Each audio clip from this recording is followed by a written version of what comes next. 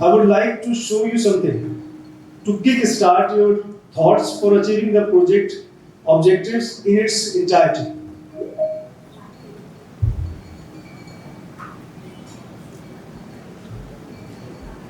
Can anyone guess what this is?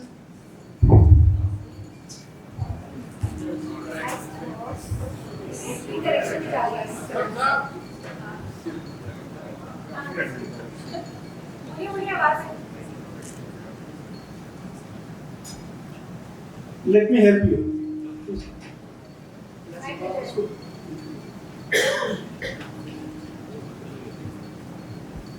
This is the planning and execution we are currently doing. Horses are resources and departments. Despite having the same goal, everyone is moving in different directions. With this approach, we can never achieve the maximum. I'm quite sure that after this workshop, all the horses will run in the same direction to achieve the goal of upliftment of the poorest of the poor. Thanks for watching. Now, I will invite PD REAP, Nikita Khandelwal ma'am, to kindly present the overview of the REAP. This presentation will be followed by the expert comments from the EFED team and question hour session from the participants, if any. Thanks. यहाँ पे मौजूद सभी प्रतिभागियों को मेरा बहुत-बहुत नमस्कार। For the sake of repetition मैं दोबारा से गैदरिंग में जो लोग मौजूद हैं उनको एड्रेस नहीं करूंगी और सीधे हम लोग वर्कशॉप को स्टार्ट करेंगे। उसके अलावा जैसे कि संजय जी ने बताया कि वर्कशॉप की सेशन के एंड में क्वेश्चन आंसर्स जो भी होंगे हम बोलेंगे। For the sake of convenience मेरी जो प्रेजेंटेशन है वो बाइलिंगुअल रहेगी ताकि किसी भी कोई क्लैरिटी होगी तो हम लोग इंग्लिश और हिंदी दोनों यूज कर सकते हैं। तो रीप के प्रोजेक्ट ओवरव्यू में आई विल स्टार्ट। उत्तराखंड राज्य की अगर हम बात करें तो उत्तराखंड राज्य के 70% लोग जो हैं वो ग्रामीण रूरल एरियाज में बसे हुए हैं। क्योंकि ये लोग ग्रामीण एरिया में हैं तो ज्यादातर मेजॉरिटी कृषि पे ही आधारित हैं और निर्भर हैं। इस परिवेश में देखें तो उत्तराखंड राज्य में जो कल्टिवेबल लैंड एरिया है वो मात्र 15% है। तो 70% लोग लेकिन 15% कल्टिवेबल एरिया, ये बहुत ही एक सरप्राइजिंग सिचुएशन क्रिएट करता है। इन सब चीजों को ध्यान में रखते हुए जब हम क्लाइमेट फैक्टर्स को देखते हैं जैसे कि small and fragmented land holdings हैं, एक्सट्रीम वेदर कंडीशंस हैं, सिवियर सॉइल इरोजन है, फिजिकल टेरेन है, इन सब को देखते हुए जो कृषि की प्रोडक्टिविटी है वो काफी लो हो जाती है। यही नहीं, इन सब के चलते हुए जो लोगों की इनकम है या आजीविका के साधन है वो भी काफी सीमित हैं। इसी को ध्यान में रखते हुए ईफैड ने उत्तराखंड राज्य के साथ वर्ष 2004 में यूलिप नामक प्रोजेक्ट को लॉन्च किया। ULIP Uttarakhand livelihood improvement project for Himalayas जो कि 2004 में चला और राज्य के 17 ब्लॉक्स 5 डिस्ट्रिक्ट्स में क्रियान्वित हुआ। इस प्रोजेक्ट के अंतर्गत majority demonstration based production systems को लागू किया गया और कम्युनिटी मोबिलाइजेशन करते हुए लोगों को ट्रेडिशनल क्रॉप से हाई वैल्यू क्रॉप्स जैसे कि ऑफ सीजन वेजिटेबल्स के ऊपर शिफ्ट किया गया। इस प्रोजेक्ट की सफल क्रियान्वयन के उपरांत ईफेड ने उत्तराखंड राज्य के साथ वर्ष 2013 में आईएलएसपी प्रोजेक्ट को लॉन्च किया। आईएलएसपी जैसा कि हम सब जानते हैं इंटीग्रेटेड लाइवलीहुड सपोर्ट प्रोजेक्ट। आईएलएसपी हमारे प्रदेश के 11 डिस्ट्रिक्ट और 44 ब्लॉक में क्रियान्वित हुआ। आईएलएसपी 2021 में समाप्त हुआ। आईएलएसपी की उपलब्धियों की अगर हम बात करते हैं तो आईएलएसपी ने कम्युनिटी मोबिलाइजेशन करते हुए 10,000 से ज्यादा लगभग प्रोड्यूसर ग्रुप्स उत्पादक समूह बनाए और वो प्रोड्यूसर ग्रुप्स हमारे लाइवलीहुड कलेक्टिव्स में ट्रांसफॉर्म हुए। लाइवलीहुड कलेक्टिव्स वो सेल्फ रिलायंट कोऑपरेटिव्स बनी जो कि व्यवसाय और उत्पादन को अपना बेस मानते हुए सेल्फ सस्टेनेबल मोड में गए। आईएलएसपी की उपलब्धियों को देखते हुए ईफैड ने उसको एक स्टार परफॉर्मिंग प्रोजेक्ट का भी खिताब दिया।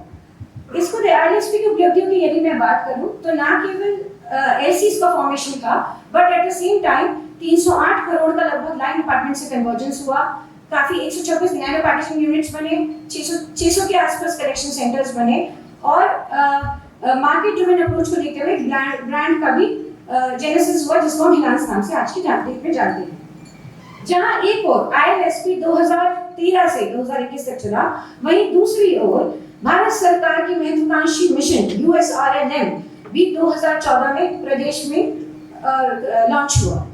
USRLM जिसका मेन बेस है सोशल मोबिलाइजेशन एंड महिलाएं। USRLM में 2014 से अब तक लगभग 47,000 से ज्यादा समूह बना लिए हैं, जिसमें 3,55,000 ग्रामीण हाउसहोल्ड्स को जोड़ा है। USRLM अपनी स्ट्रॉन्ग कम्युनिटी फाउंडेशन को लेते हुए महिलाओं को आत्मनिर्भर बनाने की ओर अग्रसर है। इस कॉन्टेक्चुअल सेटिंग को बैकग्राउंड में लेते हुए डिपार्टमेंट ऑफ RD ने IFAC और ILSP और USRLM की स्ट्रेंथ्स को सोच में रखते हुए रीप परियोजना का कंसेप्चुअलाइजेशन किया। REAP rural enterprise acceleration project. जब रीप की परिकल्पना हुई तो ये ध्यान में रखा गया कि ILSP की जो स्ट्रेंथ्स हैं और USRLM की जो स्ट्रॉन्ग कम्युनिटी सपोर्ट है, उन दोनों को कैसे ब्लेंड किया जाए।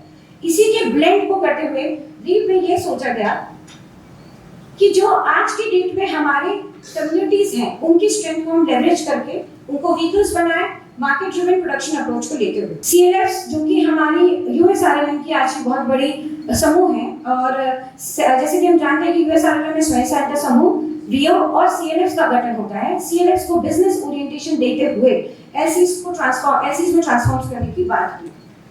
रीप ना केवल US नेक्स्ट रीप के प्रोजेक्ट और लक्ष्य और उद्देश्य की बात करते हैं। रीप प्रोजेक्ट है तो मेन मुख्य लक्ष्य हमारे प्रोजेक्ट का है कि हमें ग्रामीण परिवारों के इनकम को डबल करना है। ये हमारा मेन लक्ष्य है। उद्देश्य क्या है कि जैसे कि हम देखते हैं कि ग्रामीण क्षेत्र के लोग बहुत ही ज्यादा ट्रेडिशनल एग्रीकल्चर सिस्टम्स पे डिपेंडेंट हैं। हम उनकी रेजिलियंस, जैसे कि उनको सामर्थ्य बनाएं ताकि वो क्लाइमेट स्मार्ट टेक्नोलॉजी को अडॉप्ट करें। उसके अलावा क्लस्टर बेस्ड डेवलपमेंट अप्रोच को हम प्रमोट करें, एंड लास्ट में सबसे इंपॉर्टेंट, हम value chain based market led production को बढ़ावा दें। सो रीप दो टाइप से क्लासिफिकेशन के टारगेट ग्रुप्स की बात करता है। एक है वर्टिकल क्लासिफिकेशन और एक है हॉरिजॉन्टल क्लासिफिकेशन। परियोजना में जब वर्टिकल क्लासिफिकेशन की बात करते हैं तो it talks about extreme poor और नॉन पुअर। एक्सट्रीम पुअर वो लोग हैं जो जनरली लैंडलेस हैं या स्मॉल और मार्जिनल लैंड होल्डिंग्स हैं जिनकी, और extreme poor SECC auto exclusion category के या बिलो पॉवर्टी लाइन के लोग हैं। उसके बाद पुअर जो कि अराउंड पॉवर्टी लाइन है और अपने बेसिक लाइवलीहुड एक्टिविटीज में इन्वॉल्व है, and the non poor. Now interestingly परियोजना के अगर आप कंसेप्ट को देखें तो परियोजना कहता है कि हमारे प्रदेश में ये एक्सट्रीम पुअर जो है ये 40% है। ये वो एक्सट्रीम पुअर हैं जो अपने बेसिक लाइवलीहुड के लिए छोटा मोटा काम कर रहे हैं या उनकी वेलबींग के लिए उनको प्रो पुअर कन्वर्जेंस स्कीम्स या बेसिक लाइवलीहुड से हमें जोड़ना है। उसके बाद नेक्स्ट कैटेगरी आती है पुअर। ये ऐसे 40% लोग हैं जो ऑलरेडी लाइवलीहुड एक्टिविटी कर रहे हैं, परंतु उनकी इनकम को बढ़ाने के लिए हमें उनकी लाइवलीहुड को डाइवर्सिफाई करना है। एंड द नेक्स्ट 20% वो लोग हैं जो पोटेंशियल रखते हैं कि वो अपने जिस स्टेज पे आज अच्छा काम कर रहे हैं उसको कमर्शियल मोड में लेकर जाए। तो परियोजना इन 40% extreme poor, 40% poor and 20% non poor को साथ में लेके और उनको टारगेट करने के ऊपर आधारित है। साथ ही साथ जब मैं हॉरिजॉन्टल क्लासिफिकेशन की बात करती हूँ तो जैसे कि हम जानते हैं SC, STs, women, youth and returning migrants, they can all be cross-cutting categories in the same vertical categories.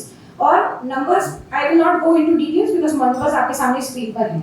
But important ये है कि रीप परियोजना के अंतर्गत जो youth और returning migrants जो कि कोविड के बाद आए हैं, तो जब इस परियोजना का कंसेप्चुअलाइजेशन हुआ तो उनके बारे में भी सोचा गया कि यूथ और रिटर्निंग माइग्रेंट्स को हम लोग कैसे कैटर करेंगे। तो परियोजना यूथ की स्किल ट्रेनिंग्स की भी बात करता है, और जब वैल्यू चेन बेस्ड डेवलपमेंट होगा तो उनके एंटरप्राइजेस को भी उसमें प्लग करने का विचार रखता है। उसके अलावा जैसे कि आप लोग सब जानते हैं, the coverage is 13 districts, 95 blocks. USRLM और ILSP के समूह जो हैं वो इसमें जुड़ेंगे रीप में, और उनके नंबर्स स्क्रीन पे हैं जैसे आप देख सकते हैं। अब आते हैं कि रीप ऐसा क्या बदलाव लाएगा। आप लोगों के सबके दिमाग में क्वेश्चन होगा कि लाइवलीहुड की स्कीम्स तो चलती आई हैं, कन्वर्जेंस भी हम करते आ रहे हैं, और ऐसा क्या नया होने वाला है रीप में और क्या बदलाव आने वाला है। तो मोस्ट इंपॉर्टेंट थ्योरी जो रीप का फाउंडेशन है वो थ्योरी ये कहती है कि हम लोगों ने काफी कुछ अभी तक अचीव कर लिया है with the previous projects of ULIP, ILSP and USRLM, but there are still gaps which are there in the society. Those gaps, as you all know, that हमारा market access weak है, हमारी contemporary technologies weak हैं, हम लोग value chains पे काम नहीं कर रहे हैं, हम लोग ज़्यादातर technologies को implement नहीं कर पा रहे हैं field में. इन सब चीज़ों को लेते हुए धारणा ये है कि जो हमारे रूरल एंटरप्रेन्योर्स होंगे, जो हमारे ग्रामीण उद्यमी होंगे, वही हमारे एजेंट्स ऑफ चेंज बनेंगे. There has to be an infusion of a thought of an energy into the rural households ताकि वो एक entrepreneur skills develop करें.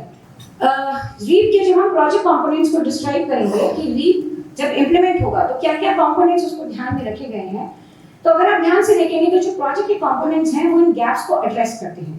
जैसा कि पहले हम कंपोनेंट की बात करें तो वो ये एड्रेस करता है कि जो हमारे ट्रेडिशनल एग्रीकल्चर सिस्टम्स हैं या हमारे जो अनरिम्यूनरेटिव प्रोडक्शन सिस्टम्स हैं, तो उनको हम लोग कैसे एड्रेस करें. तो जो कंपोनेंट 1 है, it talks about inclusive cluster development.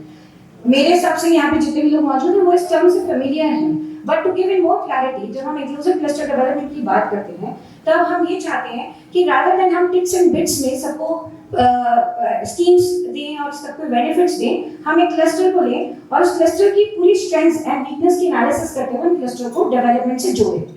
इस परिपेक्ष में कंपोनेंट 1 कि जो सब कंपोनेंट है दैट इज 1.1, ये इंटेंट करता है कि इंडिविजुअल्स की कैपेसिटी बिल्डिंग की जाएगी और ऐसे परिवार जो कि लाइवलीहुड से जुड़े हुए हैं उनको डाइवर्सिफाई करा जाएगा. इन कंपोनेंट्स की डिटेल्स में मैं अभी नहीं जाऊंगी बिकॉज नेक्स्ट सेशन सारे कंपोनेंट्स के ऊपर है, बट ओवरऑल व्यू देने के लिए जब पहला कंपोनेंट है livelihood diversification and enterprise development, it talks about the capacity building of youth, of individuals, and it talks about that how individual households can also be made, can also be pushed to develop enterprises. इन सब में जो basic activities हमारी होंगी वो generally extreme poor और poor को cater करते हुए होंगी. जैसे कि हमारा एक स्टार्टअप पैकेज होगा अल्ट्रा पुअर्स के लिए, जिसके बारे में डिटेल में आगे वाले वक्त बोलेंगे. उसके अलावा small lively stock based activities होंगी, कुछ स्किल ट्रेनिंग्स का पार्ट होगा, प्लस एंटरप्राइज डेवलपमेंट में माइक्रो नैनो स्मॉल एंटरप्राइजेस भी हम लोग कैसे डेवलप करेंगे उसके बारे में भी बात होगी. जहां तक हम कंपोनेंट 1.2 पे देखते हैं, it is majority talks about strengthening of institutions, strengthening the capacity of CBOs, community based organizations and developing partnerships. जैसा कि मैंने आप लोगों को बताया कि ILSP और USRLM की स्ट्रेंथ क्या थी, इंस्टीट्यूशंस. ILSP ने जब एलसीज बनाए तो उनके सेल्फ सस्टेनिंग इंस्टीट्यूशंस बने, USRLM भी इंस्टीट्यूशंस पे काम कर रहा है. ये कंपोनेंट उन इंस्टीट्यूशंस की कैपेसिटी को स्ट्रेंथन करने की बात करता है. Taking the model of ILSP to USRLM, हमारे जो CLFs होंगे उनकी स्ट्रेंथनिंग को बिल्ड किया जाएगा. प्रोजेक्ट से असिस्टेंस CLF लेवल्स पे दी जाएगी.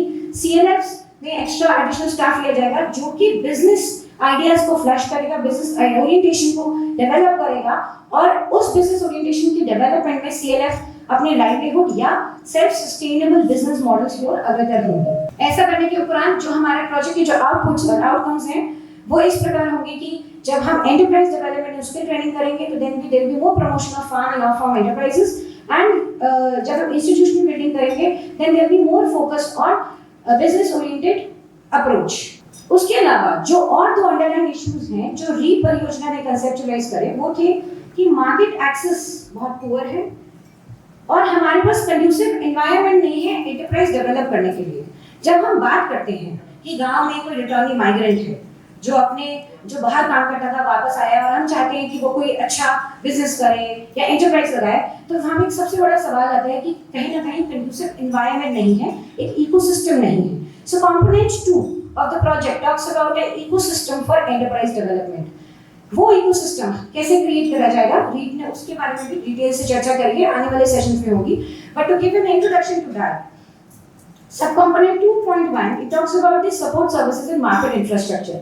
जब हम सपोर्ट सर्विसेज और मार्केट इंफ्रास्ट्रक्चर की बात करते हैं तो हम ना केवल सिर्फ एग्रीगेशन पॉइंट्स और कलेक्शन सेंटर्स बनाने की बात करते हैं, but at the same time हम ये देखते हैं कि सपोर्ट सर्विसेज में क्या किसी को बिजनेस ओरिएंटेशन या बिजनेस फैसिलिटेशन की जरूरत है या नहीं है. इस कॉन्सेप्ट में हम लोगों की जो इंक्यूबेशन सेंटर्स हैं that will play a very important role. क्योंकि जब हम सपोर्ट सर्विसेज की बात करते हैं तो वहाँ पे सपोर्ट ना केवल इंफ्रास्ट्रक्चर होगा, बट जब किसी एंटरप्रेन्योर को अपने आप को डेवलप करना होगा तो उसकी कैपेसिटी बिल्डिंग, उसके खुद के अंदर professional capacity, entrepreneur skills develop करने के लिए इम्पॉर्टेंट है कि हम उनको इंक्यूबेशन सेंटर से जोड़ें। प्रदेश में हम लोग सौभाग्य है कि हमारे पास इंक्यूबेशन सेंटर्स पे हम लोगों ने अभी रूरल बिजनेस इंक्यूबेशन सेंटर शुरू करे हैं। जैसा आप लोगों को सबको पता है, प्रदेश में 2 इंक्यूबेशन सेंटर्स हैं, एक अल्मोड़ा में और एक पौड़ी में। उसके अलावा GB Pant agriculture university also has an incubation centre. उसके अलावा we have IIM Kashipur as well as IIT Roorkee. तो प्रोजेक्ट ये फोर्सी करता है कि जो हमारे यूथ या जो हमारे ग्रामीण उद्यम जो एंटरप्राइज लगाना चाहते हैं, उनको वो एंटरप्रेन्योरशिप स्किल्स डेवलप करने के लिए और उनके आइडियाज को, बिजनेस आइडियाज को नरिश और नर्चर करने के लिए ये इंक्यूबेशन सेंटर्स एक बड़ा रोल प्ले करेंगे। उसके अलावा मार्केट इंफ्रास्ट्रक्चर की जब बात करें तो जैसा कि आप लोगों ने ILSP में देखा, ILSP में बहुत सारे कलेक्शन सेंटर्स बने, एग्रीगेशन पॉइंट्स बने, कोल्ड स्टोरेजेस बने। द रीजन बीइंग दैट जब हम मार्केट ड्रिवन अप्रोच की बात करते हैं तो हमें ये देखना होता है कि जो हमारी प्रोडक्शन है वो किस तरीके से मार्केट को सेफली लिंक करें और सेफली पहुंचे। इस परिपेक्ष में मार्केट इंफ्रास्ट्रक्चर में project value chain basis collection centres and agri business centres भी बनाने की बात करते हैं। एक तरफ मार्केट इंफ्रास्ट्रक्चर और सपोर्ट सर्विसेज है, दूसरी तरफ सबसे इंपॉर्टेंट जो किसी भी एंटरप्रेन्योर या एंटरप्राइज डेवलपमेंट में रोल अदा करता है वो होता है फाइनेंस। तो प्रोजेक्ट का सब कंपोनेंट 2.2 जो है वो इस फाइनेंशियल सर्विस की, फाइनेंशियल सपोर्ट की बात करता है। प्रोजेक्ट का लगभग 50% जो वित्तीय संरचना है उसका 50% बैंकिंग इंस्टीट्यूशंस और फाइनेंशियल लिंकेज से है। यहाँ पे मैं आप लोगों का ध्यान मेजरली उपासक के रोल पे आकर्षित करना चाहूंगी।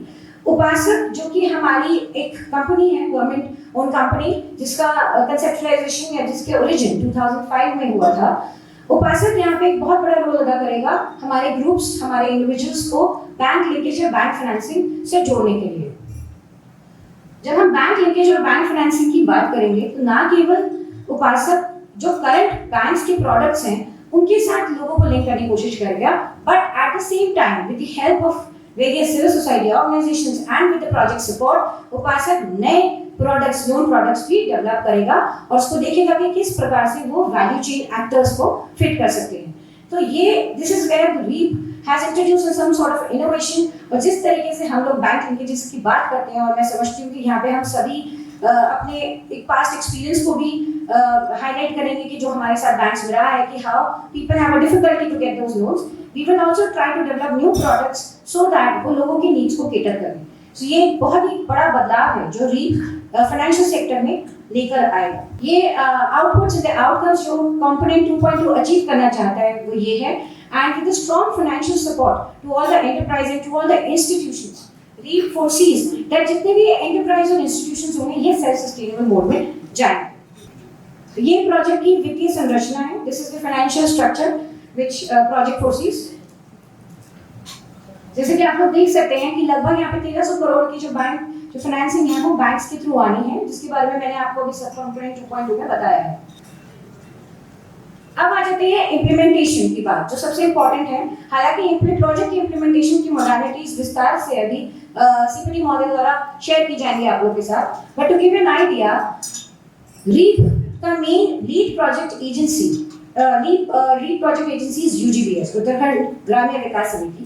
इसकी पार्टनर इम्प्लीमेंटिंग एजेंसीज हैं USRLM एंड उपासक।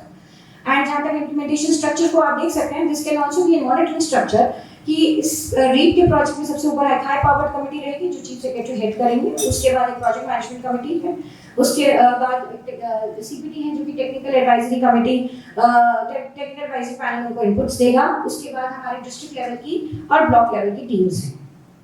नेक्स्ट, अब बात आती है कि प्रोजेक्ट का सबसे बड़ा कंसेप्चुलाइजेशन इंस्टीट्यूशंस की कैपेसिटी को बिल्ड करना है। तो यहाँ पे एक छोटा सा ब्रीफ मैं आपको देना चाहूंगी, तो इसके बारे में विस्तार आगे से होगा। जब हम LC के मॉडल को USRLM में रेप्लिकेट करने की बात करते हैं तो सबसे इम्पोर्टेंट क्वेश्चन जो वहाँ पे आता है वो ये आता है कि CLFs को हम किस प्रकार से कहाँ पे इंटरवीन करेंगे। प्रोजेक्ट की अंडरस्टैंडिंग है कि USRLM ने community mobilisation and social mobilisation में काफी कुछ अचीव किया है।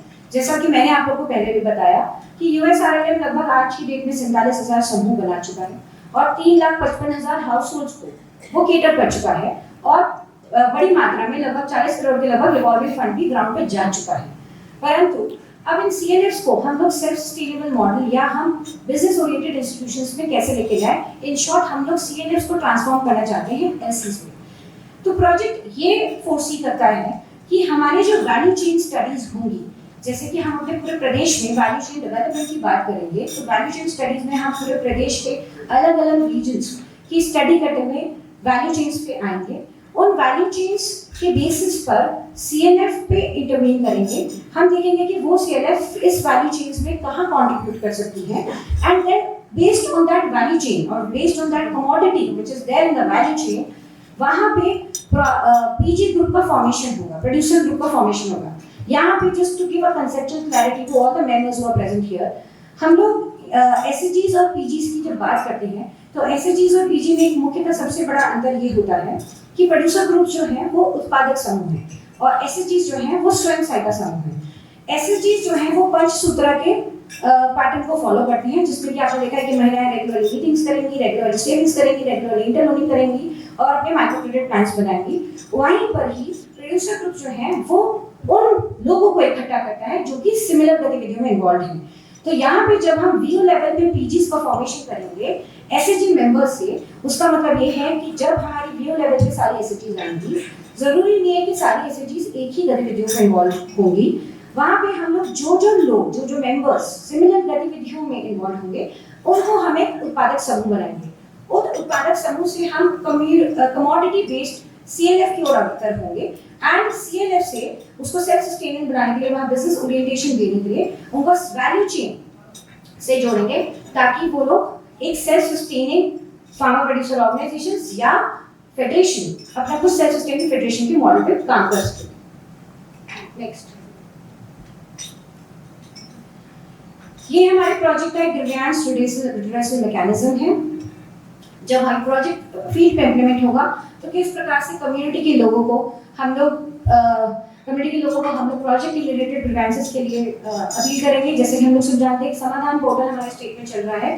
This will be a strong information dissemination in this regard that anybody who would have any grievances regarding the project can launch their complaints. उसी प्रकार से चाहे स्टेट लेवल पे हो, इस तरीके से हमारा ग्रीवेंस रिड्रेसल मैकेनिज्म रहेगा। प्रोजेक्ट की मॉनिटरिंग का जो स्ट्रक्चर है वो रहेगा जो इम्प्लीमेंटेशन स्ट्रक्चर मैंने आपसे बात करी। Next, last but not the least, sustainability of the project. REAP की जब परिकल्पना करी गई तो ये चीज बहुत ध्यान में रखी गई कि हम ऑलरेडी 2 अच्छे पुराने प्रोजेक्ट्स और USRLM जो करंटली प्रोजेक्ट चल रहा है फिर करके अपने इंस्टीट्यूशंस की स्ट्रेंथनिंग को, अपने इंस्टीट्यूशंस को स्ट्रॉन्ग बनाएंगे, तो किस प्रकार से हम लोग इनको सेल्फ सस्टेनेबल मोड में लेके जाएंगे। सो प्रोजेक्ट में जो चीजें रखी गई, प्रोजेक्ट में जो भी असिस्टेंस या ग्रांट्स या मैचिंग सब्सिडीज या ग्रांट्स जैसे वगैरह रखे गए हैं वो सभी स्लाइडिंग बेसिस पे और टेपरिंग बेसिस पे रखे गए हैं। The reason being that project ये एनविसैज या ये फोर्सी करता है कि आने वाले टाइम में जब हमारे जितने भी इंस्टीट्यूशंस हैं वो 3 साल या 4 साल के बाद एक बिजनेस मॉडल को अडॉप्ट कर चुके होंगे तो उनको हमारी और आपकी जरूरत नहीं होगी और वो स्वयं अपने पैरों पे खड़े होंगे। इस प्रोजेक्ट के बारे में अंत में मैं सिर्फ यही कहना चाहूंगी कि REAP rural enterprise acceleration project Uttarakhand के इतिहास में एक सबसे बड़ा आजीविका संवर्धन का प्रोजेक्ट है। अगर हम पास्ट के एक्सपीरियंसेस को देखें तो जो भी प्रोजेक्ट्स EFAD के सहयोग से आए हैं उनका स्प्रेड और उनका वाइड रीच कभी भी इतना ज्यादा नहीं था जो रीप का है। ये हम सब के लिए एक बहुत ही मेजर अपॉर्चुनिटी है कि हम जब बात करते हैं कि हमारा उत्तराखंड प्रदेश बना, आज उसको 22 साल हो गए, हम अभी तक ये अचीव नहीं कर पाए, वो अचीव नहीं कर पाए और अपने आप को कंपेयर करते हैं हिमाचल प्रदेश के साथ, तो ये हमारे लिए वो अपॉर्चुनिटी है जिसको हम टैप कर सकते हैं। यदि हम और आप इस अपॉर्चुनिटी को टैप नहीं कर पाएंगे तो शायद मुझे लगता है इस प्रोजेक्ट के अंत होने के बाद मैं और आप डिजर्व नहीं करते हैं कि हम अपने स्टेट की लाइवलीहुड कंडीशंस के बारे में कुछ भी कमेंट करें। ये प्रोजेक्ट सेल्फ सस्टेनेबल प्रोजेक्ट है और इस प्रोजेक्ट की जो अवधारणा है वो सिंपली ये है कि हमारे उत्तराखंड के ग्रामीण 5,60,000 परिवारों को हम ऐसे वैल्यू चेन्स या ऐसे मार्केट ड्रिवन अप्रोच से जोड़ें ताकि उनको ना केवल आपकी और मेरी जरूरत हो, वो सेल्फ सस्टेनेबल बने और वो मेरे को और आपको भी सस्टेन करे। I would just quote what my CPD sir had said when we were talking about the project. He said कि हमारे जो फेडरेशंस हैं कल को, जो कि कोऑपरेटिव फॉर्म में जब वर्क करेंगी और एफपीएस फॉर्म में वर्क करेंगी, तो वो ना केवल अपने खुद की एम्प्लॉइज की सैलरी को केटर करें, और जब वो हमारी और आपकी सीपीडी और पीडी की भी सैलरी को केटर करें। So that's the whole idea and the vision कि ये प्रोजेक्ट 7 साल जो उसका ड्यूरेशन है रहे, उसके अंत में मैं और आप, हम लोगों को किसी भी तरीके की आउटसाइड असिस्टेंस और हमारे लोगों को किसी भी असिस्टेंस की जरूरत ना हो और वो खुद सब आत्मनिर्भर बने। Thank you so much. हम लोग ये प्रोजेक्ट को डॉक्यूमेंट पढ़ेंगे तो दिखता है कि ये old wine in new bottle, ये ऐसा दिखता है कि इसमें नया जार्गन यूज किया गया है और वही पुराने एक्टिविटीज को इसमें लगा दिया है, ऐसा दिखता है। लेकिन ये सोचने से पहले हम लोग ये देखना चाहिए कि अब ये अपना प्रोजेक्ट कैसे प्रोग्रेस हुए हैं और ये डेवलपमेंट लैडर में किधर तक आ गए हैं। ये एक्टिविटीज सब हमारे फार्मर्स वही एक्टिविटीज करते हैं, हम लोग वही एक्टिविटीज पे ध्यान देना चाहिए। लेकिन फर्क ये है कि हम क्या टेक्नोलॉजी दे सकते हैं उनको और ये इम्प्लीमेंटेशन का तरीका कैसे बदल सकते हैं, ये दोनों चीज में फर्क है। हम लोग यूनिक देखेंगे तो वो डेमोन्स्ट्रेशन बेस्ड था, नया प्रोडक्शन प्रैक्टिसेस देने का काम किया गया है और वो फुल 100% गवर्नमेंट सपोर्ट से चला। और हम लोग ILSP पे आ गए तो वो लाइवलीहुड बेस्ड था, लोगों को क्या लाइवलीहुड्स एक्सपांड करने के लिए सपोर्ट दिया गया था और वो भी प्रोजेक्ट का फुल सपोर्ट से चला। लेकिन उसमें एक डिफरेंस ये आ गया कि हाउस होल्ड लेवल का इन्वेस्टमेंट को रिकवर करके कम्युनिटी इंस्टीट्यूशन लेवल पे रिवॉल्व करने का एक तरीका डेवलप हो गया ILSP में, और कम्युनिटी इंस्टीट्यूशन को बिजनेस पे लेके जाने का मोडालिटीज चालू हो गया। ये दो डिफरेंसेस आ गया इम्प्लीमेंटेशन में। तीसरा ये है कि रीप में हम लोग दो डिफरेंट टाइप्स ऑफ इंस्टीट्यूशंस का लर्निंग्स को सिनर्जाइज करना चाहते हैं। एक USRLM का फाइनेंशियल इंक्लूजन मोडालिटीज और UGBS का बिजनेस ओरिएंटेड LC, ये दोनों स्ट्रेंथ्स को मर्ज करके सब दोनों टाइप का इंस्टीट्यूशन प्रोग्रेस करने के लिए प्लानिंग है। और तीसरा ये चौथा ये है कि focus is on sustainability. I think Madam has already explained this very clearly and in a detailed way. We need to ensure that all the community institutions become sustainable. This is the summary of this project. Thank you. आप लोग बार-बार ताली न बजाएं because now this is a conversation. So just building on जो शिकायत जी बोल रहे थे, अगर आप इसको विजुअलाइज करना चाहिए कि यूलिप फिर ILSP फिर लीप, तो it's like raising a child. तो शुरू में बच्चे का स्पून फीड करते हैं जो कि यूलिप में हुआ था। हम लोगों ने डेमोन्स्ट्रेशन प्लॉट्स लगाए थे जो कि 100% फंडेड बाय प्रोजेक्ट है और हमें लगा कि बाकी लोग इसको देख के अडॉप्ट कर लेंगे, वो हुआ नहीं बिकॉज सब लोगों ने सोचा कि अब हमारे फील्ड में भी डेमोन्स्ट्रेशन प्लॉट लगेगा। सो लर्निंग फ्रॉम दैट हम लोगों ने जैसे आप छोटे बच्चे को चम्मच से खाना खिलाते हैं, फिर नेक्स्ट स्टेज पे आप खाना बनाते हैं और उम्मीद करते हैं कि वो कम से कम खुद खाए, और अब रीप का वो स्टेज है जहाँ हम सोचते हैं कि वो खुद कमाए खाए। That is the whole idea, that is the thinking when you look at the trajectory कि कैसे प्रोजेक्ट का एवोल्यूशन हुआ है। So we have to make REAP into an adult child who is earning and living by themselves, है ना। और इसी के लिए ये जो शिकांत जी ने बोला कि पहले तो हम उनके घर का खर्चा भी थ्रू प्रोजेक्ट सपोर्ट करते थे, फिर ILSP तक आते आते हमने कहा कि ये नहीं चलेगा, आप कम से कम हाउस होल्ड लेवल इन्वेस्टमेंट जो है वो अपनी तरफ से करिए और प्रोजेक्ट की तरफ से थोड़ा टेक्निकल सपोर्ट। अब they are at a level, और प्रोजेक्ट की जो सपोर्ट की जरूरत है वो ये है कि they are seen as bankable entities, है ना। यहाँ उपासक का बहुत बड़ा रोल है, और प्रोजेक्ट के दोनों USRLM और UGBS दोनों का ये रोल है कि जो इंडिविजुअल्स हैं उनको कितना हम बैंकेबल दिखा सकते हैं, उसके लिए क्या क्या काम करने की जरूरत है, क्या क्या कैपेसिटी करने की जरूरत है, जिससे कि वो बैंक से पैसे ले सके और गवर्नमेंट की जो स्कीम्स हैं उसके भी बेनिफिट को ले सके, so that by the end of it we are not required to support them eventually. आज की तारीख में आप में से जितने लोग यहाँ हैं, आपको बैंक से लोन लेने के लिए किसी थर्ड पार्टी के पास जाकर के सपोर्ट की जरूरत नहीं पड़ती है। You have your own credit history और उसके बेसिस पे बैंक आपको पैसा देता है। इवेंचुअली हम चाहते हैं कि प्रदेश की जो गरीब, जो साधारण जनता है, वो भी उस स्टेज पे पहुंच सके। दूसरा, मैं थोड़ा USRLM वाला भी बात बताना चाह रही थी। तो जैसा पीडी मैडम ने बोला, जब ये प्रोजेक्ट ILSP कंसीव हुआ था, जस्ट उसके बाद ही NRLM ने नेशनल लेवल पे अपना मिशन लॉन्च किया था, और उसके थोड़े समय बाद वो उत्तराखंड में भी इम्प्लीमेंट होना शुरू हुआ था। एक छोटा सा ट्रिविया ये है कि ILSP को तब प्रदेश में आजीविका प्रोजेक्ट बोला जाता था, और मुझे उस समय के नेशनल लेवल के national mission director of NRLM doctor mister T Vijay Kumar ने मुझे बताया था कि मीरा, मैंने ये NRLM का जो हिंदी नाम आजीविका है, ये उत्तराखंड के आपके प्रोजेक्ट से चुराया है। हाँ, और उन्होंने ये बोला मुझसे कि this is because I found कि ultimately community mobilisation, group formation, ये सब का तभी महत्व है जब हम इनकी आजीविका का संवर्धन कर सके, उसको और आगे बढ़ा सके।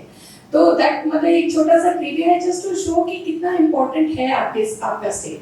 तो जब उस समय SRLM भी बिल्कुल शुरुआती दौर में था, और जब तक प्रदेश में शुरू हुआ तब तक ILSP भी थोड़ा आगे बढ़ चुका था।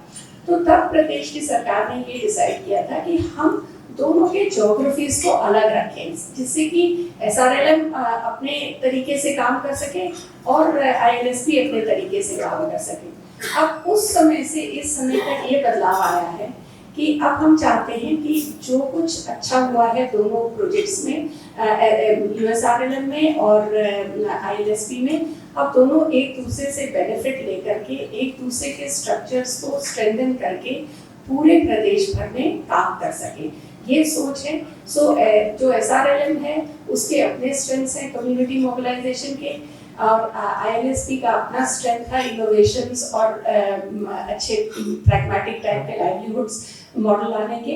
Now this will be like a marriage of the two. That's all that I wanted to say. Over. PD ma'am ने काफ़ी अच्छा प्रेजेंटेशन दिया है। जो बातें जो मेरे मुंह में मीरा मैम ने सब बता दिया है। It is like a marriage between SRLM and जो UGBS के बीच में है। बेसिकली शादी टाइप की है। दोनों मिलके जब तक जो पहले 3 घोड़े दिखा रहे थे असलम जी, वो 3 घोड़े, एक उपासक है, एक SRLM है और एक UGBS है। तो अगर वो 3 घोड़े साथ साथ चलेंगे तो जो पीछे जो कैरेज है, जो वैल्यू चेन्स है, वो सब आगे बढ़ेंगे तेजी से। अगर 3 घोड़े तीनों डिफरेंट डायरेक्शन में चलेंगे तो वही रहेगा गाड़ी। So it is a very topical depiction. और पीडी मैम ने काफ़ी विस्तार से बताया है। इसके बाद में भी मेरा लेक्चर है। इसमें सबसे महत्वपूर्ण रोल है बैंक्स का है। I mean banks have to make a very pivotal role in the entire project. Almost 50% funding of the project should come from the banks. मैं एक छोटी सी स्टोरी कहना चाहूँगा। मैं जब DM उत्तरकाशी था, मैं एक गांव गया हूँ। मैं वहाँ पर मैंने उस DM उत्तरकाशी 2007 की बात है, 8-9 की बात है, गांव गया था वहाँ पर। सो गांव गया था तो वहाँ पर मैं बेसिकली उस समय it's not SRLM, it was SGSY, स्वर्ण जयंती स्वरोजगार योजना चलती थी। सेम कॉन्सेप्ट, समूह, छोटे छोटे समूह बनाना।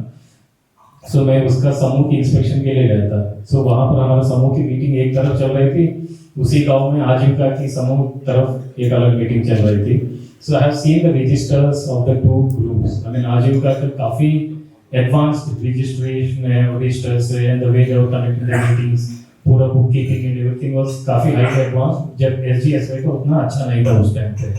So then I thought कि क्यों ना एक और CDOs were not in loop. I mean आजीविका प्रोजेक्ट में जैसा as you were telling CDOs को टोटली हमको उस दिन मुझे पता चला कि आजीविका भी एक प्रोजेक्ट चलती थी. So इसलिए I was insisting कि इस मीटिंग में CDOs को जरूर आना चाहिए because आप इस स्कीम का फ्लैग बेरर्स हैं, क्योंकि अगर आप जुड़ेंगे तो इस स्कीम के रिजल्ट्स डबल हो जाएंगे.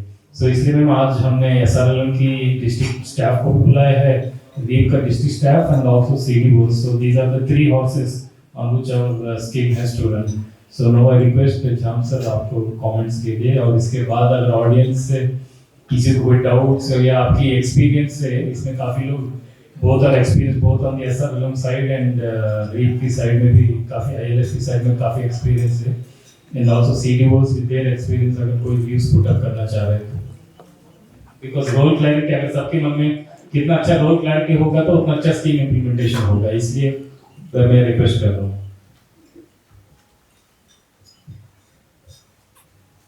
Good afternoon, ladies and gentlemen.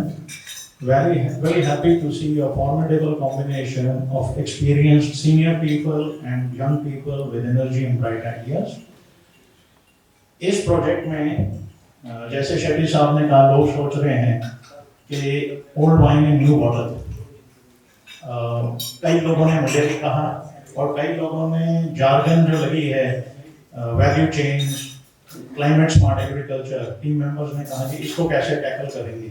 तो अगले 2 दिन में हम इसको डीमिस्टिफाई करेंगे जब टेक्निकल सेशंस होंगे. REAP is a build upon the earlier 2 projects. जो वाइन और विस्की की कमर्शियल हैं उनको हम ये बोलेंगे, पहला प्रोजेक्ट था red label, second was black label. अब हमें ब्लू लेबल क्रिएट करना है and get higher value. So focus is on value. Blue is the highest, no? So now we blue label, and some people are getting happy in the afternoon itself, in the morning session itself. इस project में challenge रहेगा सबसे बड़ा implementation. जो हमने project conceive किया है, plan किया है, इसमें जब हम इम्प्लीमेंट करने लगेंगे तो हमें समस्याएं आएंगी, और पर्टिकुलरली हिल एरियाज में. Not only there are differences between district to district, but एक डिस्ट्रिक्ट में ब्लॉक टू ब्लॉक भी ज्योग्राफी में बहुत फर्क आ जाता है, सोशल कंडीशंस में फर्क आ जाता है. तो ग्राउंड लेवल पे जब हम इम्प्लीमेंट करेंगे तो हमारे पास एक कोई फिक्स्ड अप्रोच नहीं होगी. We will have to adopt a combination of approaches and keep changing them from time to time. कुछ लोगों ने मुझे ये भी फीडबैक दिया कि इस प्लान में ये कमी है, ये है. ठीक है, जैसे जैसे आगे बढ़ते हैं इवॉल्व होता है. अभी 1 साल हुआ है प्लानिंग को. एक कहावत है, excellence is the enemy of very good. तो अगर हम सोचेंगे प्लानिंग में ही हम एक्सीलेंस ले लें तो हम इम्प्लीमेंटेशन नहीं शुरू करेंगे. तो जो चीज़ वेरी गुड है उसको हम शुरू करके इम्प्लीमेंटेशन में उसको एक्सीलेंस की तरफ चले जाएं. तो हम एक्सेल शीट्स की जगह वर्क में एक्सेल करें, मेरा आपसे यही अनुरोध है. और इस कार्य को शीघ्र शुरू करें, और जो पेन पॉइंट्स आएंगे तो उनको नेविगेट करके हम इसमें फर्दर रिफाइनमेंट्स लाएंगे. बाकी हम टेक्निकल सेशंस में थोड़ा सा टर्म्स को डीमिस्टिफाई करेंगे. Thank you for your patience.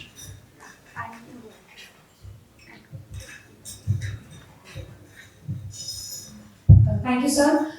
एक क्वेश्चन, क्योंकि अभी मैं अपनी सीडीओशिप से बाहर की और नए सीडीओज भी फील्ड पर आए हैं, तो आमतौर पे 2 सवाल दिमाग में आएंगे. पहला तो ये है कि जब फील्ड पे इम्प्लीमेंटेशन आएगा तो जैसा कि सबसे मेजर हमारे लिए चैलेंज कोऑर्डिनेशन होगा बिटवीन यूएसआरएलएम, उपासक एंड यूजीबीएस. तो यूएसआरएलएम में बहुत सारी जो चीज़ें आज फील्ड पे इम्प्लीमेंट हो रही है वो हमारी भारत सरकार की गाइडलाइंस को फॉलो करते हुए हैं. वो भारत सरकार की गाइडलाइंस के मुताबिक जो जो चीजें इंप्लीमेंट फील्ड पे होनी है that will go as it is. वहां पे कोई डिस्टर्बेंस नहीं है. तो we have to clearly understand कि जो एनआरएलएम का जो मिशन है और जो उनके कंपोनेंट्स हैं और जो इंप्लीमेंटेशन रिक्वायरमेंट्स हैं वो चलेंगी. नाउ अंडरस्टैंडिंग ऑफ रीप कहाँ आता है कि रीप ने ये समझा कि जो एनआरएलएम काम कर रहा है, क्योंकि एनआरएलएम अभी लाइवलीहुड की ओर उतना नहीं बढ़ा है, तो रीप इंटरवेंशन से हम लोग अपने एनआरएलएम के फेडरेशंस को उन लाइवलीहुड की तरफ ले जाएंगे. तो एडिंग ऑन टू दिस, क्योंकि पूरे कंट्री में एनआरएलएम इंप्लीमेंट होता है and with that extra advantage और हैविंग दैट एक्स्ट्रा एज कि रीप हमारे स्टेट में आया है, तो हम अपनी एनआरएलएम के फेडरेशंस को पूरे देश से पहले एक फोरनर बन के आगे एक स्टेप लेके हम पहले उनको लाइवलीहुड की ओर ले जाएंगे। तो आई थिंक ये हमारे लिए, तभी मैं बार बार बोल रही हूँ that this is an unique opportunity for us. And CDOs जो फील्ड में है, I will also want to say कि रीप प्रोजेक्ट में इनोवेशन का बहुत ज्यादा स्कोप है। It gives you flexibility as well. बहुत सारी चीजें हम लोग कभी कभी स्टेट गवर्नमेंट गाइडलाइंस और सेंट्रल गवर्नमेंट गाइडलाइंस के हिसाब से जब चलते हैं तो we don't have that much of scope for innovations in some schemes, but the project emphasizes that sort of innovation, and there is actually an innovation fund which has been kept in the project. So this is also a very unique opportunity for all the CDOs as well to innovate in the implementation and in whatever aspect you want to. So that is also an opportunity for you. Thank you so much. I request audience से कोई लोग बोले या please ये mic ले जाएंगे वहाँ से। ये कॉल माइक है क्या होता है? हाँ सर नमस्कार सर, मैं मनमोहन महाराज हूँ और रूरल डेवलपमेंट से जुड़ा हूँ। सर मैंने 2000 में जब दिल्ली यूनिवर्सिटी से पढ़ाई की मैं वापस आया और 5-6 साल मैंने अपने केमिकल से काम किए। फिर मुझे लगा कि ईश्वर ने जो जन्म दिए हैं वो रूरल डेवलपमेंट में अगर हम कुछ कर पाए तो हर एक का कोई ना कोई माध्यम होता है ईश्वर की पूजा करने का। मुझे लगा कि रूरल डेवलपमेंट में अगर हम जॉब एम्प्लॉयमेंट दे पाएँ तो बहुत अच्छा है।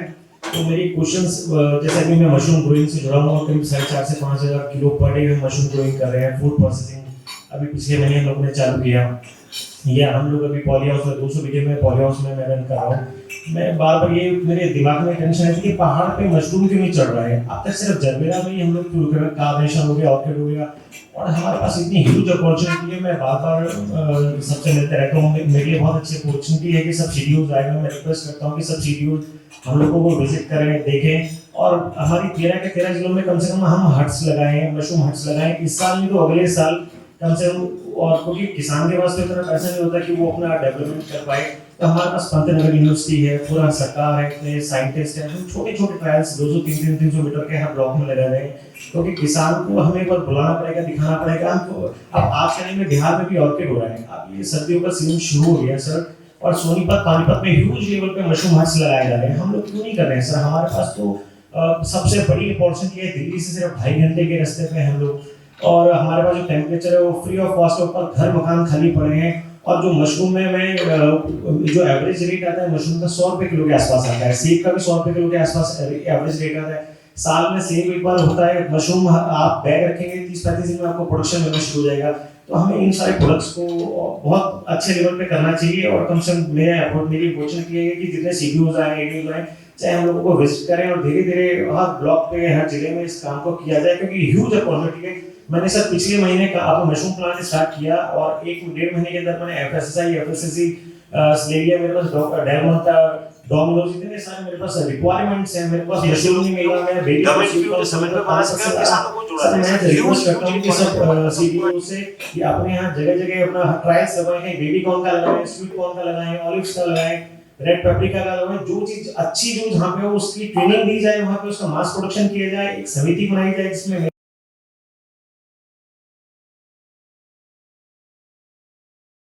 करता है सर। अब मैं ये नहीं समझ पा रहा हूँ कि हम पहाड़ में इसको क्यों ले जा पा रहे हैं, क्योंकि तो हमारे पास सिर्फ 2.25 रुपए बिजली है मशरूम में, जो पूरे भारत में कहीं नहीं है। पूना को फ्लोरिकल्चर हब कहा जाता है, उनके पास कुछ भी नहीं है। हम लोग नदी का पानी इस्तेमाल करते हैं, पावर उनके पास नहीं है। हम लोग जॉलीग्रांट एयरपोर्ट है, इंटरनेशनल हो जा रहा है, जॉलीग्रांट एयरपोर्ट के थ्रू हम लोग पूरे इंडिया में माल सप्लाई कर सकते हैं। हमारे पास ह्यूज अपॉर्चुनिटी है, और मुझे लगता है जीवन छोटा है, काम ज्यादा है। तो मुझे लगता है कि इस पे काम करने की जरूरत है सर। जो श्रीकांत जी ने शुरू में बोला वो बहुत वाइटल पार्ट है कि हम लोग प्रोडक्शन लेड काम कर रहे थे कि जहाँ जो उगा रहा है उसका सरप्लस कहीं मार्केट में बेच दो। Actually this project opens an opportunity for people like you to partner. And अभी तक जो आप कह रहे हैं ना कि मशरूम या कोई और क्रॉप का वैसा रोबस्ट मार्केटिंग चैनल अगर नहीं बना है तो मात्र इसलिए क्योंकि उसके बायर्स फील्ड में मौजूद नहीं थे, एरिया में मौजूद नहीं थे। अब अगर आज ये पता चलता है कि आपकी ये रिक्वायरमेंट है, तो इस प्रोजेक्ट की तरफ से 2-3 चीजें ऑलरेडी की जा रही हैं which works very well for you and for them. They are already organizing farmers, तो समूह बने हुए हैं। अब उनको ट्रेनिंग देना आपके माध्यम से या जिसके भी माध्यम से वो भी प्रोजेक्ट खुद कवर कर सकता है। कुछ फार्म गेट लेवल पे या हाउस होल्ड लेवल पे उसका पैकेजिंग या सॉर्टिंग या वो काम के लिए भी प्रोजेक्ट इन्वेस्ट कर सकता है। सो ये तो this is the kind of partnerships जो हम उम्मीद करते हैं कि ये प्रोजेक्ट में चल पाएगा। अब आपके जैसे और कितने बायर्स हैं, कितने इंटरेस्टेड पार्टीज हैं जो स्टेट में रह के ये काम कर रहे हैं, उनकी रिक्वायरमेंट समझना और समूहों को उस हिसाब से उस डायरेक्शन में आगे बढ़ाना ये बहुत जरूरी है। तो आप तो मतलब I am very glad to see someone like you in this meeting, but we are hoping कि और भी इस तरह की हो जिससे कि और बहुत सारा अच्छा काम, लाइक यू सेड उत्तराखंड में बहुत सारे एडवांटेजेस हैं। ऑफ सीजन का एक बहुत बड़ा एडवांटेज है, अच्छा इंफ्रास्ट्रक्चर है यहाँ से आसपास के शहरों में जाने के लिए। तो एंड सबसे बड़ी बात कि लोग भी काफी एंटरप्राइजिंग हैं जो कि ये करना चाहते हैं। तो certainly this is something that would be useful. One of the strategies जो प्रोजेक्ट में डिप्लॉय की जा रही है वो है multi stakeholder platforms organise करने, जिसमें कि जो समूहों के बारे में जो जानकारी है कि अच्छा यहाँ पे ये समूह ये कर रहे हैं या ये लाइट या क्लस्टर्स में ये काम हो रहा है, वो इंफॉर्मेशन हम लोग आप जैसे तमाम मार्केट प्लेयर्स को बुला के उनके साथ शेयर करेंगे project, and then will help you to directly link with some of these groups. So that is part of the agenda, and very happy to see your enthusiasm for this day. मेरे बात actually Bharadwaj जी, मैं सबसे request करूँगा all CDOs and all DPMs and DMMs जो भी आए हैं आप उनसे मिल लीजिएगा। He is a very young entrepreneur right from Uttarakhand, हमारे उत्तराखंड से ही है। एंड देन मैं जब आपकी growth journey I have scene since last 3-4 years से मैं आपकी ग्रोथ जर्नी देख रहा था, and from a very small scale he has risen to a very big scale and he is one of the model entrepreneur। and then इस type का लोगों को हमको 10-15 भी हम उत्तराखंड में खड़ा कर दिया तो बहुत अच्छा रहेगा। मतलब हर वैल्यू चेन के लिए है, जैसा आपको मशरूम वैल्यू चेन जैसा आपने बताया है, this is very pertinent here, like we should have a mushroom value chain. ये कुमाऊं के लिए, गढ़वाल के लिए, पूरा स्टेट के लिए एक हो, सो पूरा हर जगह पर मशरूम्स पे काम करें। We should have off season vegetable value chain, so उसी चीज में पूरा स्टेट में काम करें so that we can have that scales, और इस प्रोजेक्ट उसी को एड्रेस करती है। दूसरा, इस प्रोजेक्ट का सबसे बड़ा स्ट्रेंथ क्या है? कन्वर्जेंस है। मेरा प्रेजेंटेशन में भी बताऊंगा। अभी एग्रीकल्चर डिपार्टमेंट अलग से काम करती है, हॉर्टिकल्चर डिपार्टमेंट अलग से काम करती है, डेयरी डिपार्टमेंट अलग से काम करती है। अब सबकी स्ट्रेंथ्स को कैसा हम इकट्ठा करके आगे बढ़े, दिस इज द मेन इस प्रोजेक्ट का स्ट्रेंथ है। And I wish I want everybody to take opportunity of this strength. दूसरी चीज आप लोग बता रहे कि जैसे वो जो 3 घोड़े हैं, वो 3 घोड़े इधर उधर जाने के लिए, रोकने के लिए एक ही उपाय है। There is only one thing which will stop the 3 horses going in 3 different directions. वो कोई बता सकता है क्या है करके? What is that one word which will stop all these 3 horses in running in 3 different directions and make them run in one direction? कोई बता सकते हैं क्या है? Convergence, ठीक है। और छोटी सी शब्द, इतना बड़ा शब्द नहीं है। प्लानिंग, ठीक है। दूसरा, तीसरा कोऑर्डिनेशन, ठीक। मैनेजमेंट नहीं है उसमें, मैनेजमेंट जाकर नहीं है उसमें, बहुत ही साधारण सा वर्ड है which we keep using every day। Collaboration, coordination, planning, cooperation, synergy, monitoring. आपने क्लैरिफाई किया था कि एक ही ऑफिस में विकास भवन के नीचे हमारे रीच के भी जो हमारे डीपीएम है वो भी बैठे और हमारी यूएसआरएलएम की टीम भी बैठे, एमएम भी बैठे और सीडीओ सर तो वहाँ बैठते ही हैं। तो वो एक बहुत अच्छा, ये तो पैराग्राफ बता दे आपने, मैंने एक शब्द मांगा आपसे, just one word. One word. अब वो तीनों घोड़े भी एक ही योग में है, ऐसा नहीं कि दूसरी जगह पर नहीं, वो एक ही जगह पर है लेकिन तीनों डिफरेंट दिशा में भाग रहे हैं। एक शब्द बताइए। एक शब्द सिनर्जी। सिनर्जी, हाँ, सिनर्जी, कन्वर्जेंस। बस एक लास्ट अपॉर्चुनिटी। हाँ, टीम है। इसका एक वर्ड है which is necessary। मैं चाह रहा था सबको एक प्लांट गिफ्ट करने के लिए, लेकिन बच गए मेरा गिफ्ट। ठीक है, क्या होना चाहिए? सारथी होना चाहिए। वो तो भगवान कृष्ण के बाद कोई और सारथी नहीं है, सबको इकट्ठा ले चलने वाला। टीम वर्क है, या हिंदी में बता दीजिएगा। हाँ, विजन ठीक है, बट गोडम का तो आके बांध जाता है, विजन ज्यादा वो ना नहीं रखते हैं गोडम का। गोल होना चाहिए, ठीक, अच्छी बात है, बट इसका असली वर्ड है कमिटमेंट। अगर हमारे कमिटमेंट ये हो कि हमको रूरल हाउस होल्ड्स को वैल्यू चेन के साथ पढ़ा है, वो कमिटमेंट अगर तीनों में हो, उस गोडे में सारी प्रॉब्लम्स का सॉल्यूशन वहीं पर है। So the simple thing is we should all be committed to our goal of rural house. अगर कमिटमेंट नहीं है तो अलग अलग प्रायोरिटीज आ जाता है, अरे ये उपासक का काम है, इनका काम है, ये सबके काम है, ठीक है। So this all I wanted to से।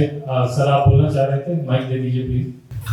मेरा नाम महेंद्र सिंह कुमार है, मैं हिमालयन एक्शन से हूँ। पिछले कई वर्षों से अनुभव रहा है लाइवलीहुड में, और इंस्टीट्यूशंस के साथ डीलिंग शायद बहुत लंबा एक अनुभव रहा है। मेरे को मतलब मैं इसकी उसमें भी जाना चाहता हूँ। मुझे लगता है कि पहली बात मैडम खंडेलवाल जी ने बड़ी सुंदर कही कि इस प्रोजेक्ट को अगर चलाना है, ये प्रोजेक्ट बहुत क्लियर है, इसमें कोई कंफ्यूजन नहीं। एक तो कोऑर्डिनेशन जो उन्होंने कहा कि कैसे डिफरेंट स्टेक होल्डर्स के बीच में कोऑर्डिनेशन आता है। दूसरा, हम कितना रिगार्ड करते हैं पार्टनरशिप्स का, कि आप क्या सेम वैल्यू देते हैं जितने आप पार्टनरशिप समझते हैं। तीसरा, मुझे लगता है कि इस प्रोजेक्ट में जो सबसे क्रूशियल है, जो मुझे लगता है जब हम शुरुआती दौर में पंचायती राज की बात उठी थी, तो पूरे देश में कैसे इसको समझा जाए और कैसे डिवोल्यूशन ऑफ पावर किया जाए। उस समय 3 शब्द उठे थे, triple F, fund, function and functionaries. कि फंक्शन क्या हो, फंक्शनरीज कौन हो और फंड्स कैसे। तो मुझे लगता है कि मैं बाकी में नहीं कहता हूँ, पर function and functionality should be very very clear अगर हम किसी चीज को अचीव करना चाहते हैं तो। और पिछले कई अनुभवों से हमारा ये निकल के आ भी रहा है कि हम इस तरह की चीजों के ऊपर इस बार ज्यादा तवज्जो दें। और दूसरा जो बहुत क्रूशियल पॉइंट है, दैट इज गुड गवर्नेंस, कि हम गुड गवर्नेंस को कैसे देखते हैं। There is a very thin line between good governance and control mechanism. तो आई थिंक ये शायद बहुत महत्वपूर्ण पक्ष है। और ये क्यों महत्वपूर्ण है, अगर आप रियली सस्टेनेबल करना चाहते हैं without good governance we can not achieve this. तो मुझे लगता है कि ये सबसे क्रूशियल पॉइंट है, क्योंकि जिनका हम विकास करना चाहते हैं, जब तक वो लोग अपने पैरों पर खड़े होकर अपने, क्योंकि मुझे लगता है कि सबसे बढ़िया पार्टिसिपेशन क्या है। मुझसे किसी मीटिंग में मैं कहीं पढ़ रहा था या पढ़ा रहा था, तो वहाँ पे एक सवाल आया कि आप पार्टिसिपेशन में बहुत सारी बातें हैं कि आप समय से भागीदारी करो, लोगों से प्रोजेक्ट को मौका दो, बहुत सारे शब्द आ रहे थे। और जो सबसे क्रूशियल है जो पार्टिसिपेशन है, इन लोगों को हम लाना चाहते हैं stakeholders, who is taking decision. जिनका हम विकास करना चाहते हैं, क्या उनके पास कोई डिसीजन मेकिंग पावर है? तो मुझे नहीं लगता, बहुत कम प्रोजेक्ट शायद इस तरफ ध्यान देते हैं, क्योंकि और नहीं तो लोगों का नजरिया प्रोजेक्ट के प्रति पिछले कई सालों से हमने कई प्रोजेक्ट देखे। I am into this business almost for 35 years. तो मैं हमेशा देखता हूँ लोग प्रोजेक्ट वैसे देखते हैं, कोई बात नहीं, गांव में एक आएगा, दूसरा आ जाएगा, अब तीसरा आ जाएगा, प्रोसेस चलती रहेगी। तो मुझे लगता है जब तक उनके बीच में ये नहीं आएगा कि हमें इसको सस्टेन करना है, हमको इसको स्टॉप करना है, हमको किसी से अर्न करना है, तो मुझे लगता है what we need is a very very strong institution which we are talking about. Kunwar Sahab Uttarkashi में मैम हार करके संस्थान चलाते हैं, which has been very vibrant in Yamuna घाटी में। मैं खुद ही वहाँ पर 3-4 बार गया हूँ, मैंने उस दिन उत्तरकाशी में वहाँ पर गया हूँ।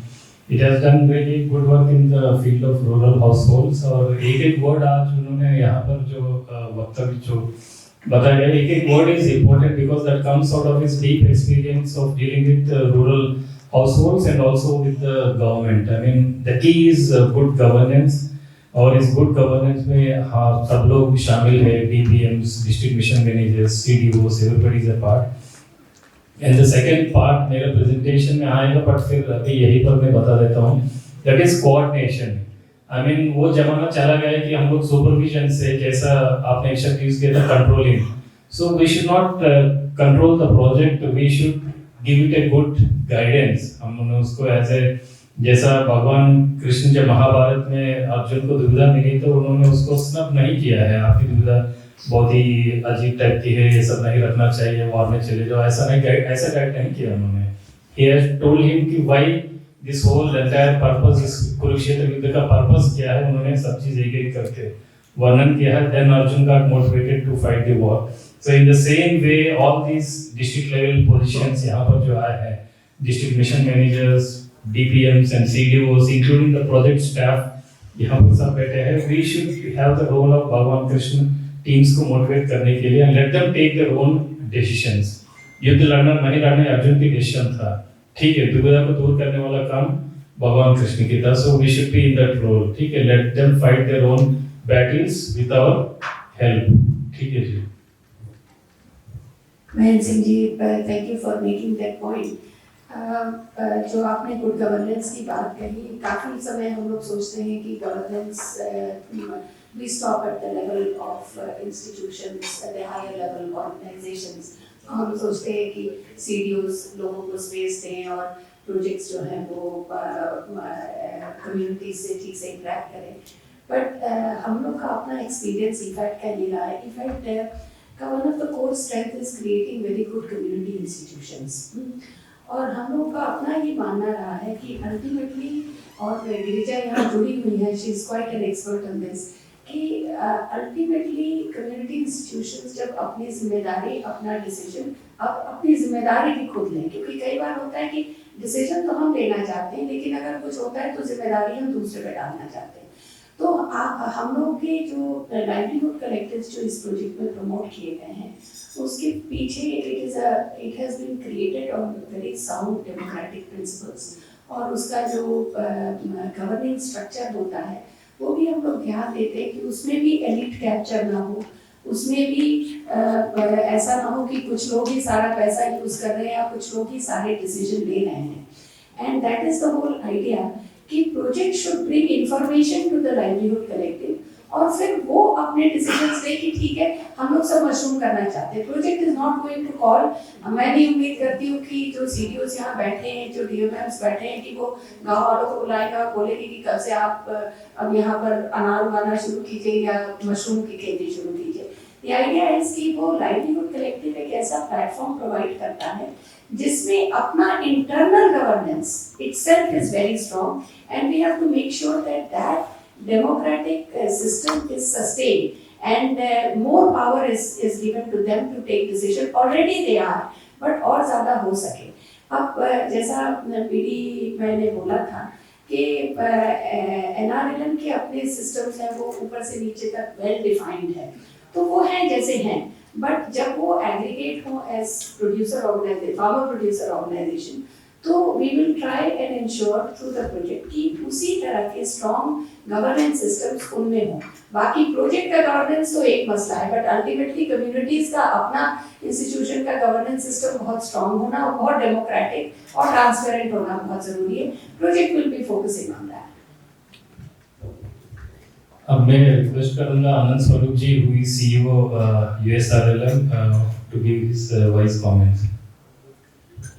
नमस्कार सर, आप सभी लोगों का इस वर्कशॉप में स्वागत है।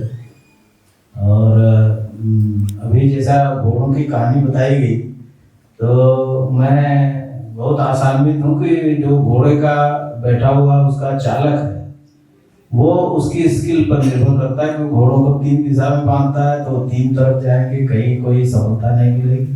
अगर उनको एक साथ सही दिशा में बांधेगा तो वो सही दिशा में चलेंगे और तेज गति से आगे की ओर बढ़ेंगे। और हम सभी का सौभाग्य है कि हमारे CPD सर जो RD के सेक्रेटरी भी हैं, वो उसी कुशलता के साथ ये तीनों प्रोजेक्ट्स को एक साथ लेकर के आगे चलने के लिए दिशा निर्देश करेंगे, और हम लोग उनके दिशा निर्देश के अनुरूप इस सही दिशा में और सही तरीके से इस प्रोजेक्ट को आगे ले जाएंगे। और मुझे उम्मीद है कि आप सभी लोग इसमें अपने पूरी क्षमता के साथ सहयोग करेंगे। मैं आप सभी लोगों को शुभकामनाएं देते हुए प्रोजेक्ट के लिए बहुत बहुत धन्यवाद। Ma'am, Anand Swaroop ji is one of the finest officers. मुझे अब तक जो 18 साल के एक्सपीरियंस में जो मौका मिला काम करने के लिए, RD में मुझे बिल्कुल ही बहुत ही कम टाइम देने की जरूरत पड़ेगी मैम। बाकी सब he works very efficiently. So उम्मीद है कि आगे इस convergence at the top will also ultimately be seen by the people at the bottom and then वो फिर बाकी सब automatically convergence बनाएंगे. मैं चाहूँगा कि कोई DPMs, ILSP का experience है या DMMs कुछ बातें रखें. नॉर्मल टाइम में तो बहुत बातें रखते हैं, आज तो सब शांत बैठे हैं. पूनम जी अब बात करना चाहें, बताइए. Sir, dignitaries of the dais and all present audience. I am Poonam Chand, Additional Director of Uttarakhand Tourism. आज जो घोड़ों की बात हो रही है तो मुझे तो सावन के अंदर को हरा हरा नजर आता है. तो मैं तो टूरिज्म की हूँ, तो मैं इस घोड़े की कहानी को इस तरह से लेना चाहूँगी कि 3 घोड़े हैं और जो उत्तराखंड की मेन जो इसकी इकोनॉमी की पर्यटन जो रीढ़ है उसको अगर उसकी दिशा में अगर हम लोग थोड़ा सा जाएं तो जो अभी जैसे जो ये प्रोजेक्ट है NRLM है या इस तरह अगर हम लोग 13 गाँव में केवल 13 डिस्ट्रिक्ट में 13 गाँवों को ही पर्यटन से जोड़ दें. आप देखिए आज की न्यूज़ पढ़िए 14 लाख केदारनाथ में आए, 15 लाख बद्रीनाथ में गए. इतने टूरिस्ट आते हैं, वो कुछ सोवेनियर लेके जाते होंगे या नहीं ले जा पा रहे हैं. क्यों नहीं ले जा पा रहे हैं? हम लोग क्यों नहीं सोवेनियर इस तरह से डेवलप कर पा रहे हैं?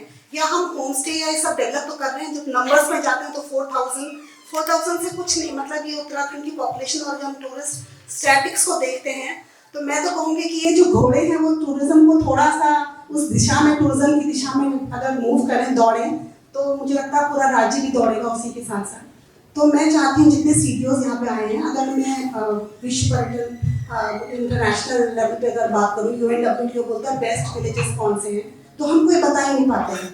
हम इंडिया की बात करते हैं और राज्यों में इतना अच्छा काम कर रहे हैं. चंदेरी है, वहाँ पे साड़ियों से जाना जाता है, या ढोलावीरा है, या कुछ भी गुजरात का है. आप एकदम गाँव का नाम सुनते ही आपको समझ आएगा. तंजावुर है, वहाँ को पता है आपको उस तरह की चीज़ें मिलेंगी. ऐसे में बहुत सारे नाम हैं. अभी मैं मध्य प्रदेश से आई हूँ और उनका एक इंटरनेशनल कॉन्फ्रेंस था, वो अटेंड करके आई हूँ. तो मैंने देखा कि वहाँ पर गाँव में कितनी अच्छी तरह से उन्होंने डेवलप किया, मतलब प्रैक्टिकली रूरल टूरिज्म और उसको इकोनॉमी से कैसे जोड़ा गया. तो मेरी रिक्वेस्ट है कि अगर इस कॉन्फ्रेंस में भी अवेलेबल, अभी मीटिंग है, अगर मैं इंडिविजुअली भी I discuss with the others, at least we discuss and we develop 1 or 2 villages in each district. एक भी अगर हम डिस्ट्रिक्ट को, हमारे पास डिस्ट्रिक्ट आइडेंटिफाइड है, थोड़ा सा कन्वर्जेंस करके और उन्हीं में अगर हम सोवेनियर या वहाँ पे जो भी इवन हॉर्टिकल्चर कुछ भी चीज़ हो, क्योंकि लोग एप्पल ऑर्चर्ड देखने भी जाना चाहते हैं, खुद प्लकिंग करके जाना चाहते हैं, उसके प्रोडक्ट्स निकल सकते हैं. तो लेकिन अगर हम उसको टूरिज्म के फ्लो के साथ जोड़ेंगे तो वो कन्वर्जेंस की बहुत ज़्यादा ज़रूरत है. मैं सर से मिली थी, MOU लगभग तैयार हो गया है, क्योंकि थोड़ा गवर्नमेंट में थोड़ा सा टाइम लगता है सर, तो वो उसको बस आज शायद फाइनल टच हो जाएगा. तो we'll share for rural tourism को डेवलपमेंट के लिए we can go ahead in that. Thank you sir. I think with the CDOs I would like to discuss if you can, you know, during this conference only if you identify at least 1 or 2 villages. ये हमने project preparation के time भी सोचा और इसमें हमने ये component include भी किया है. अगर आप टीम के साथ बैठ के भी जब चर्चा करेंगे, उस वक्त रिमोट मिशन था तो आपके डिपार्टमेंट के कुछ लोगों के साथ हमारा बड़ा लिमिटेड इंटरेक्शन रहा था. But we are very confident that this is a successful enterprise और हमने टूरिज्म को एंटरप्राइज के रूप में देखा है. अब उसमें हमने हैंडीक्राफ्ट्स भी कवर किया है, होम स्टेज भी इंडिकेट किया है, एडवेंचर की भी हम बात कर रहे थे, आपने एग्री टूरिज्म का बोला, और एक चीज उसमें हमने वे साइड एमिनिटीज के बारे में लिखा है. क्योंकि जब, और यहाँ पिलग्रिम टूरिज्म और एडवेंचर और लेजर टूरिज्म तीनों हैं इस स्टेट में, तो जो लोग इतनी संख्या में फैमिलीज के साथ जाते हैं तो हाईवेज पे या तो बहुत रास्ते में हाई एंड मिलेंगे रिजॉर्ट्स या मिलेंगे ढाबे. तो हमने इसमें वे साइड एमिनिटीज का प्रपोजल डाला है, नंबर मुझे याद नहीं है. वे साइड एमिनिटीज का मतलब ये हुआ कि हाईवे पे या मेजर टूरिस्ट रूट्स पे हम एक आउटलेट क्रिएट करें with very clean toilets, local and other food and handicrafts of that area, और उसका आर्किटेक्चर भी हम लोकल आर्किटेक्चर से ब्लेंड करें. इसके लिए हमने फंड्स प्रोविजन भी रखा है. तो उसको अगर आपकी इतनी इच्छा है और आप एंथुसियास्टिक हैं तो टीम के साथ बैठ के आप उसको और डिटेलिंग कर लीजिए, रिफाइन कर लीजिए. We will be very happy to support and guide. और कुछ एग्जांपल्स जो अदर स्टेट्स में, जैसे आप भी अब देख के आए मध्य प्रदेश, महेश्वर या जो भी, तो इस तरह की चीजें यहाँ भी हैं, ऑलरेडी हैं, उसको हम शोकेस करें. Thank you. रिक्वेस्ट करूंगा कि CDOs कोई विचार रखे। आप लोग बिल्कुल शांत बैठे हैं, जिसको जो मेन काम करना है वो शांति से बैठा है। सो वी प्रेज्यूम कि आप लोग हाँ बताए डॉक्टर साहब, आप बताएं। सर, ये जो अभी बात हुई टूरिज्म और हॉर्टिकल्चर को कमेंट करने की, सर मैं आपको बताना चाहूँगा नैनीताल और पौड़ी में ये काम स्टार्ट हो चुका है ऑलरेडी। जो रामगढ़ में एक सेब का बगीचा डेवलप हो रहा है, उसमें कुछ कॉटेजेस भी बनाए जा रहे हैं, और उसके अलावा पौड़ी में नैनीडंडा में और उत्तरकाशी का आराकोट भी हम समझ सकते हैं कि हॉर्टी टूरिज्म का कमेंट कंसेप्ट है। और जो सर आपने बात की कि टॉयलेट्स बनाए जाएंगे हाईटेक, तो मुक्तेश्वर एक जगह है सर नैनीताल में, तो वहाँ भटेरिया में इस तरह का कंसेप्ट ऑलरेडी डेवलप हो गया है। उसके अलावा एस्ट्रो विलेज का कंसेप्ट आ गया है सर, जो चमोली में डीएम साहब ने किया और नैनीताल में भी हो गया है। तो मैं समझता हूँ जो मैडम ने भी बात की कि हॉर्टी टूरिज्म को कंबाइन किया जाए, या पहले मशरूम की बात हुई थी, तो नैनीताल में भीमताल ब्लॉक को ऑलरेडी डेवलप किया जा रहा है। तो ये सब काम अभी जिला योजना से हो रहे थे, डिस्ट्रिक्ट प्लान। तो मैं समझता हूँ जब ये रीच प्रोजेक्ट हम इम्प्लीमेंट करेंगे, तो डिस्ट्रिक्ट प्लान से और स्टेट के तकनीक के साथ इसको कन्वर्ट करते हुए हम और बेटर इसको इम्प्लीमेंट कर पाएंगे। ठीक। मेरी एक इसमें ऑब्जर्वेशन है, इस प्रोजेक्ट में भी फंड्स प्रोवाइडेड हैं। इस प्रोजेक्ट में आप हाई एंड स्टडीज कर सकते हैं। आज आप लोकल लेवल पे इंडिविजुअल इनिशिएटिव से कर रहे हैं, तो इंटरनेशनली क्या हो रहा है? Agri tourism is the fastest growing segment of tourism industry today. इसके बड़े अच्छे मॉडल्स मलेशिया में हैं, कैलिफोर्निया में हैं। तो आप स्ट्रक्चर्स भी स्टडी करें, क्या उनके एलिमेंट्स हैं, so that we reach those international levels. And you made a big Also, just to build on the points, madam, आपने जो बोला और सीरियस आपने बोला, aside from studies, तो ऐसे जब प्रोजेक्ट्स होते हैं एक्सटर्नली एडेड प्रोजेक्ट, तो एक स्कोप होता है कि टेक्निकल असिस्टेंस हम ला सकते हैं इसके लिए। हाँ, तो अगर मान लीजिए कि प्रदेश भर में ऐसे चाहे वो मॉडल विलेजेस फॉर टूरिज्म आप सोचें, या और जो भी एक्टिविटीज अगर रूरल टूरिज्म प्रमोशन के लिए अगर सोच रहे हैं, तो through the project you can engage a couple of high and technical assistants, जो कि आपको इसको थोड़ा प्रोफेशनल तरीके से करने में मदद करें। अभी तो ये इंडिविजुअल इनिशिएटिव्स पे चल रहा है, और जो इंडिविजुअल एक्सपीरियंस है, जब प्रोफेशनल्स आते हैं तो वो आपको और बताते हैं कि ये करेंगे तो ऐसे this is how you will be able to run it through the year, और क्या फायदे हैं, क्या स्टैंडर्डाइजेशन है, क्या उसका कैपेसिटी बिल्डिंग की जरूरत है, क्या इन्वेस्टमेंट की जरूरत है, सारी चीज़ों के लिए। So that's also something that, but we are just happy to say कि प्रोजेक्ट के डिज़ाइन के समय हम लोगों ने इस पर काफ़ी डिस्कशन किया था, और इवेंचुअली डिसाइड हुआ कि नहीं, rural tourism as one of the models या वैल्यू चेन्स इस प्रोजेक्ट में रहने चाहिए। सो this will respond to your request, madam, and we can have the discussions during lunch break or tea break and decide further. बात करना चाहते हैं जी? हाँ बोलिए।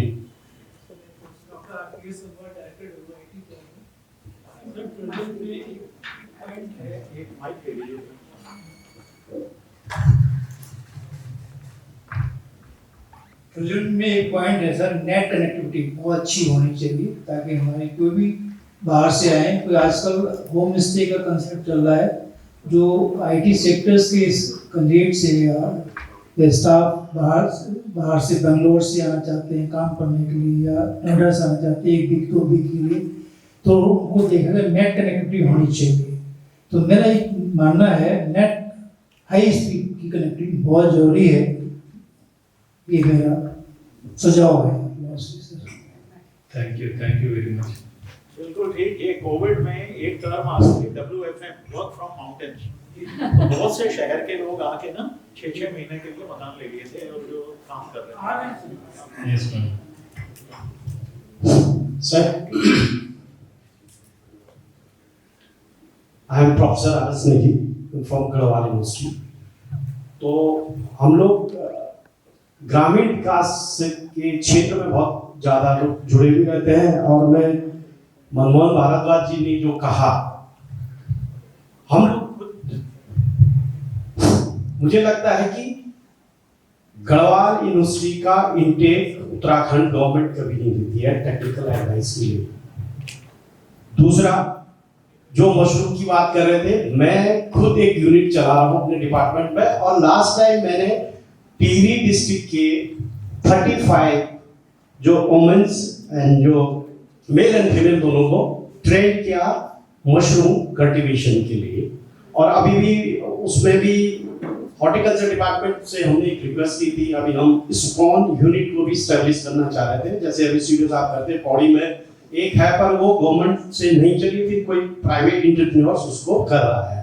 टेक्निकल एडवाइस के साथ में जो मैं सोच रहा हूँ आपके दोनों जितने प्रोजेक्ट्स चले, और जैसे मैडम भी कह रही थी 13 डिस्ट्रिक्ट्स में चलना है उत्तराखंड के, तो हम जो दोनों के मेन एंटरप्रेन्योर्स आ रहे हैं पहले हम उन्हीं को सेलेक्ट करके, और ये बहुत अच्छी बात है कि जो बेनिफिशियरी है उसको जब तक हम गवर्नमेंट रेट देते हैं तब तक वो कर लेता, पर जब ये बैंक प्लस दोनों का इंटरप्रिटेशन रहेगा तो तब वो उसके साथ में थोड़ा आगे अपने को सस्टेनेबिलिटी के साथ में बढ़ने का काम करेगा।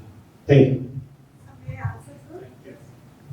Just invited Garhwal University. We have recently invited Garhwal University for teaching for this guide training program, and I'm coming from KK. Just 2 days back we concluded. So we are training all guides from all Uttarakhand, from in each district, and 30-35 students take we are taking. So we are taking definitely more also. District mission manager SRLM का कोई बात करना चाहेंगे? CDO Pauri ma'am बताइए, ये यहाँ दीजिएगा, madam को दीजिए।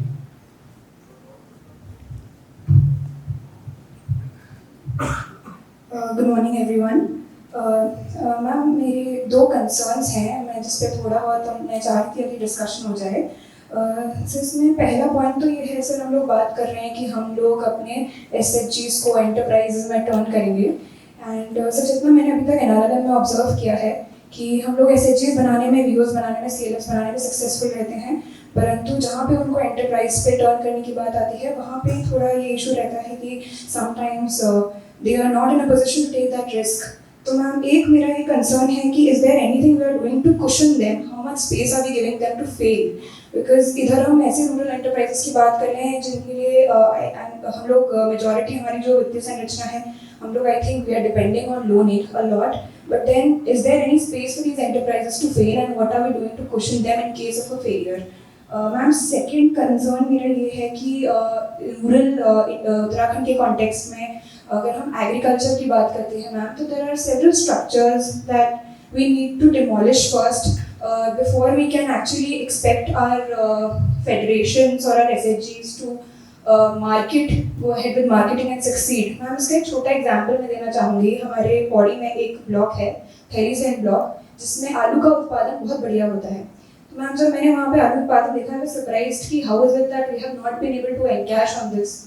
एंड मैम जब हम वहाँ पे गए और उनसे थोड़ा बहुत रूरल से बात की तो पता चला कि वो आलू 10-15 रुपये किलो के बेस पे बेच रहे हैं, एंड वहाँ पे रामनगर को जो ट्रक्स जाते हैं मेजोरिटी वहीं पे वो ट्रक्स में चढ़ा देते हैं, एंड जबकि ऑफ सीजन में ये आलू का काफ़ी अच्छा रेट मिल सकता है। इनफैक्ट कई लोग उसमें आलू तो 35 रुपये किलो, 40 रुपये किलो भी जाता है।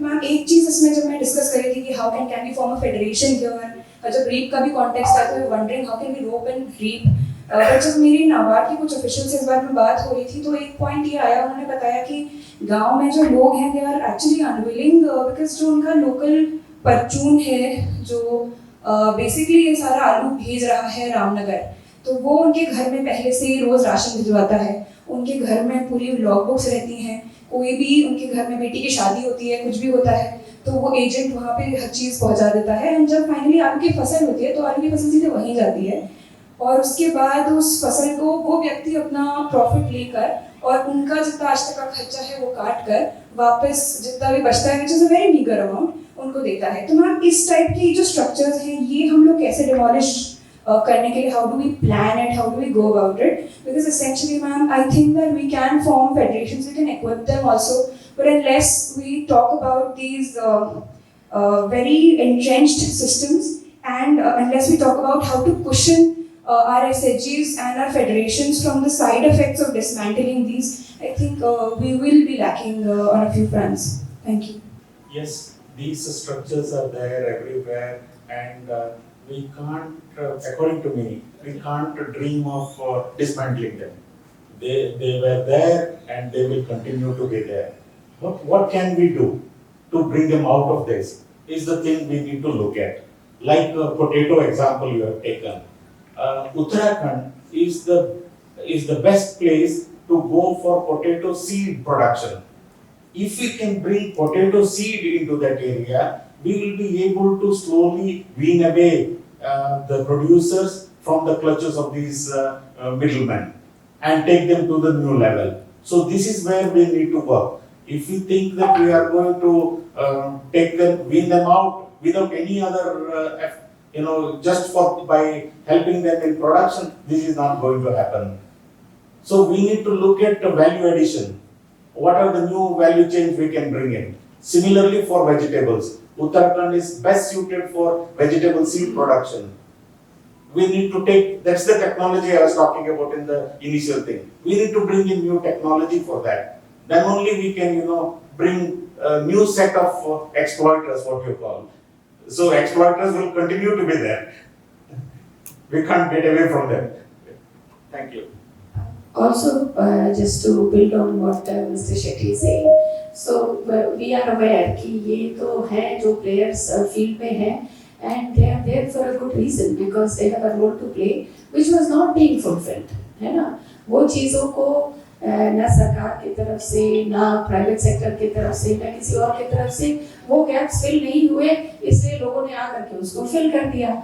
कई प्रोजेक्ट्स में हम लोगों ने देखा है कि जब आप कम्युनिटी सिस्टम्स को स्ट्रॉन्ग बनाते हैं, जब आपका कलेक्टिव पावर होता है, जब आप स्टैंडर्डाइजेशन की तरफ ध्यान देते हैं, सॉर्टिंग ग्रेडिंग पे काम करना शुरू करते हैं, तो दूसरे बायर्स आ जाते हैं। दूसरी चीज़, जब आपको एक्सेस टू फाइनेंस होता है, चाहे वो आपका अपने समूह का की सेविंग्स हो या जो SRLM की तरफ से रिवॉल्विंग फंड दिया जाता है या बैंक से आपका लिंकेज होता है, तो आपकी डिपेंडेंस ऑन आउटसाइड प्लेयर्स, ये जो जिनको हम मिडलमैन कहते हैं, जो जिनका एक लॉन्ग स्टैंडिंग बिल्कुल पर्सनलाइज सा रिलेशन बना रहता है, उनकी बेटी की शादी में भी वो देंगे सामान, पैसे भी देंगे, और वो उस चीज़ को तोड़ने के बदले हम लोग उससे एक बेहतर ऑल्टरनेटिव जब क्रिएट करते हैं तो लोग खुद ब खुद उस तरफ जाने लगते हैं। जब ILSP प्रोजेक्ट शुरू हुआ था तो एक वन टाइम इनपुट प्रोजेक्ट की तरफ से दिया गया था लोगों को।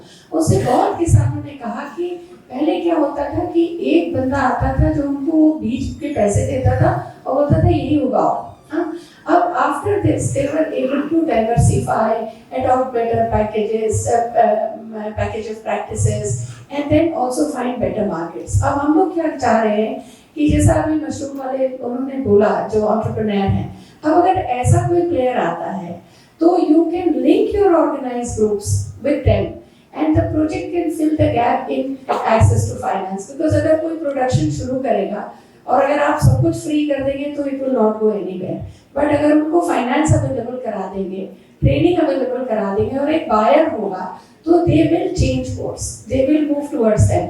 एंड जो लोग अभी ये रोल फुलफिल कर रहे हैं, चाहे वो ट्रांसपोर्टेशन का हो, चाहे वो पैसे देने का, they will also graduate to some other role। They have a presence because they were needed in those roles, है ना? तो they will graduate to those roles। On the issue of so let's focus on वो उस line को मिटाने की जरूरत नहीं है, हम एक लंबी दूसरी लाइन बनाने वाले अप्रोच से ही काम करें, और कुछ लेसन्स हैं ILSP में भी जहाँ ये किया गया है। तो there are some of those good practices, and जो शेट्टी जी ने बोला कि आप ऑल्टरनेटिव वैल्यू चेन्स देखिए जिसमें कि आपका क्रॉप लॉस कम होता है। जैसे जब सीड प्रोडक्शन के लिए, तो जैसा हम बोल रहे थे कि प्रोजेक्ट एक्सटर्नली एडेड प्रोजेक्ट में एक बड़ा एडवांटेज होता है कि you can get high and technical assistance. Meghalaya में हमारा एक प्रोजेक्ट चलता है। Meghalaya again has the advantage off season vegetables and potato. उनके यहाँ 100 साल से पोटैटो के बीज ही नहीं बदले हैं, वही प्रोडक्टिविटी डाउन होती जा रही है। ऑफ सीजन का इम्पोर्टेंस है, बट इतना कम प्रोडक्शन है कि वो खुद ले जाके बेचते हैं आसाम के मार्केट्स में। बट देन जो इंटरनेशनल पोटैटो रिसर्च सेंटर है सिप, जो पेरू में बेस्ड है, उनके साथ एक पार्टनरशिप किया है, जिसके बाद ये उसका the propagation and the production of potato seeds उस पे काम करने लगे।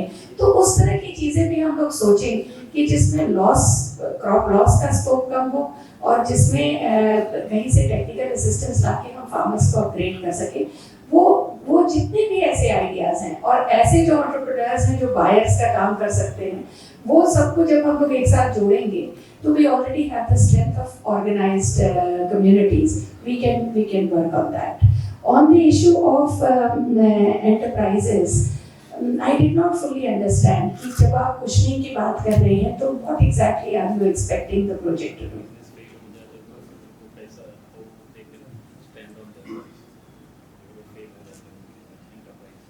So from the project side, first and foremost तो ये है ही कि all efforts are being made to minimize the risk of failure, है ना? और चाहे वो identification of right type of enterprise हो, बिजनेस डेवलपमेंट, बिजनेस प्लानिंग की कैपेसिटी हो, finding the market for your enterprise, वो सारी चीज़ों पे तो प्रोजेक्ट फोकस कर रहा है। But of course individuals will be taking loans for investing in their enterprise, ये तो है।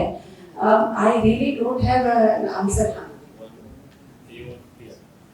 In this risk mitigation thing, actually the experience in some other states is that when the community institution becomes very strong, the community institution itself will see that some of the members who have failed are supported by the community institutions themselves, because they are the ones who know exactly the reasons for failure and what are the steps required to rejuvenate their livelihood.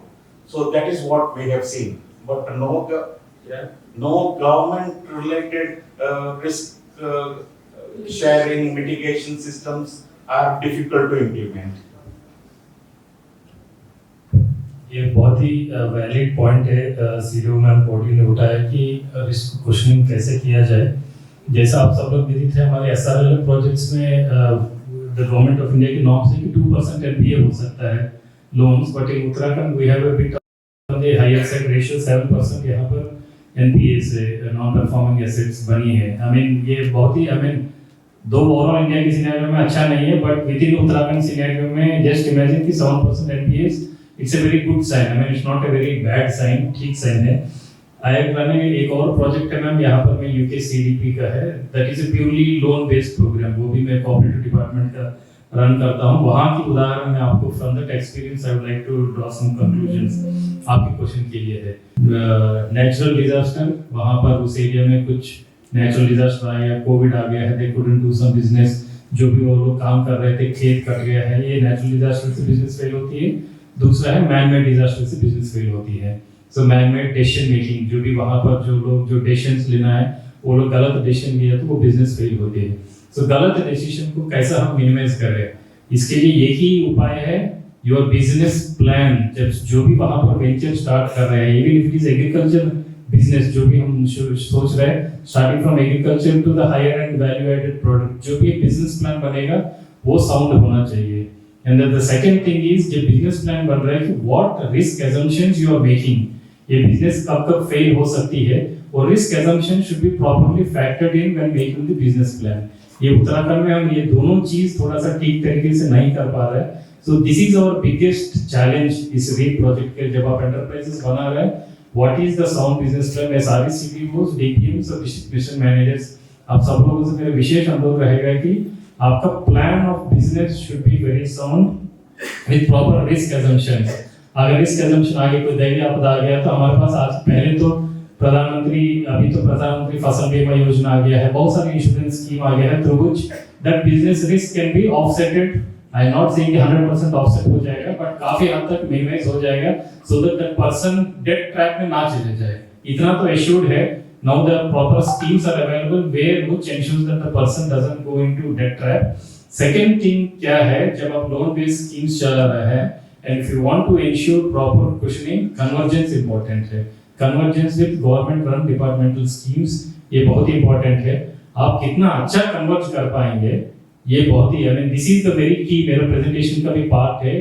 Convergence is the key इस project के लिए। अगर आप इसको जो loan का question 13% 14% जो भी रेट ऑफ इंटरेस्ट पे जो मिलेगी उसको आप मिनिमाइज करेंगे गवर्नमेंट एंड सब्सिडीज से, वो कैसा आप क्वेश्चन करेंगे, so that is where I think I can answer your question. Did you get it? अभी समझ में आया नहीं आया? थोड़ा थोड़ा आया है, अब धीरे धीरे जब आप चलाएंगे इसको और समझ में आ जाएगा। बताएं सर। सर मैं professor Ajit Negi, department of forestry, HMB Garhwal university से। सर मैं भी काफ़ी प्रोजेक्ट रन करता हूँ अलग अलग फाइनेंशियल एजेंसीज के। तो हम जो मेडिसिनल प्लांट में जाते हैं पार्टनर्स काफ़ी ग्रो कर रहे हैं, टिहरी डिस्ट्रिक्ट में भी कल हमारी मीटिंग थी। तो जब उनसे बात करते हैं तो मेन इश्यू आता है ट्रांजिट पास। उनको ट्रांजिट पास नहीं मिल पाता है और फॉरेस्ट की चौकी पे उनका जो रॉ मटेरियल होता है बहुत टाइम तक पड़ा रहता है। दूसरा, वहाँ पे जो फॉरेस्ट पर्सनल्स हैं उनको प्रॉपर ट्रेनिंग नहीं है, भले नहीं इसके आइडेंटिफिकेशन ऑफ द प्लांट, जो वो प्लांट ग्रो कर रहा है वो आइडेंटिफाई नहीं कर पाता, क्योंकि उसके बाद लिस्ट बहुत पुरानी एक लिस्ट पड़ी हुई है, उसी से देखता है और रोक देता है उसको, और उसको क्लियरेंस ही नहीं मिलती। तो ये दो बहुत बड़े इश्यू है फार्मर्स के, क्योंकि हम इसमें ट्रेनिंग भी करते हैं कैसे डोमेस्टिकेट करना है, वाइल्ड से कैसे लाना, हमारी प्रॉपर ट्रेनिंग चलती है फार्मर्स के साथ, और आइडेंटिफिकेशन की भी ट्रेनिंग चलती है फार्मर्स को, हम सब बताते हैं।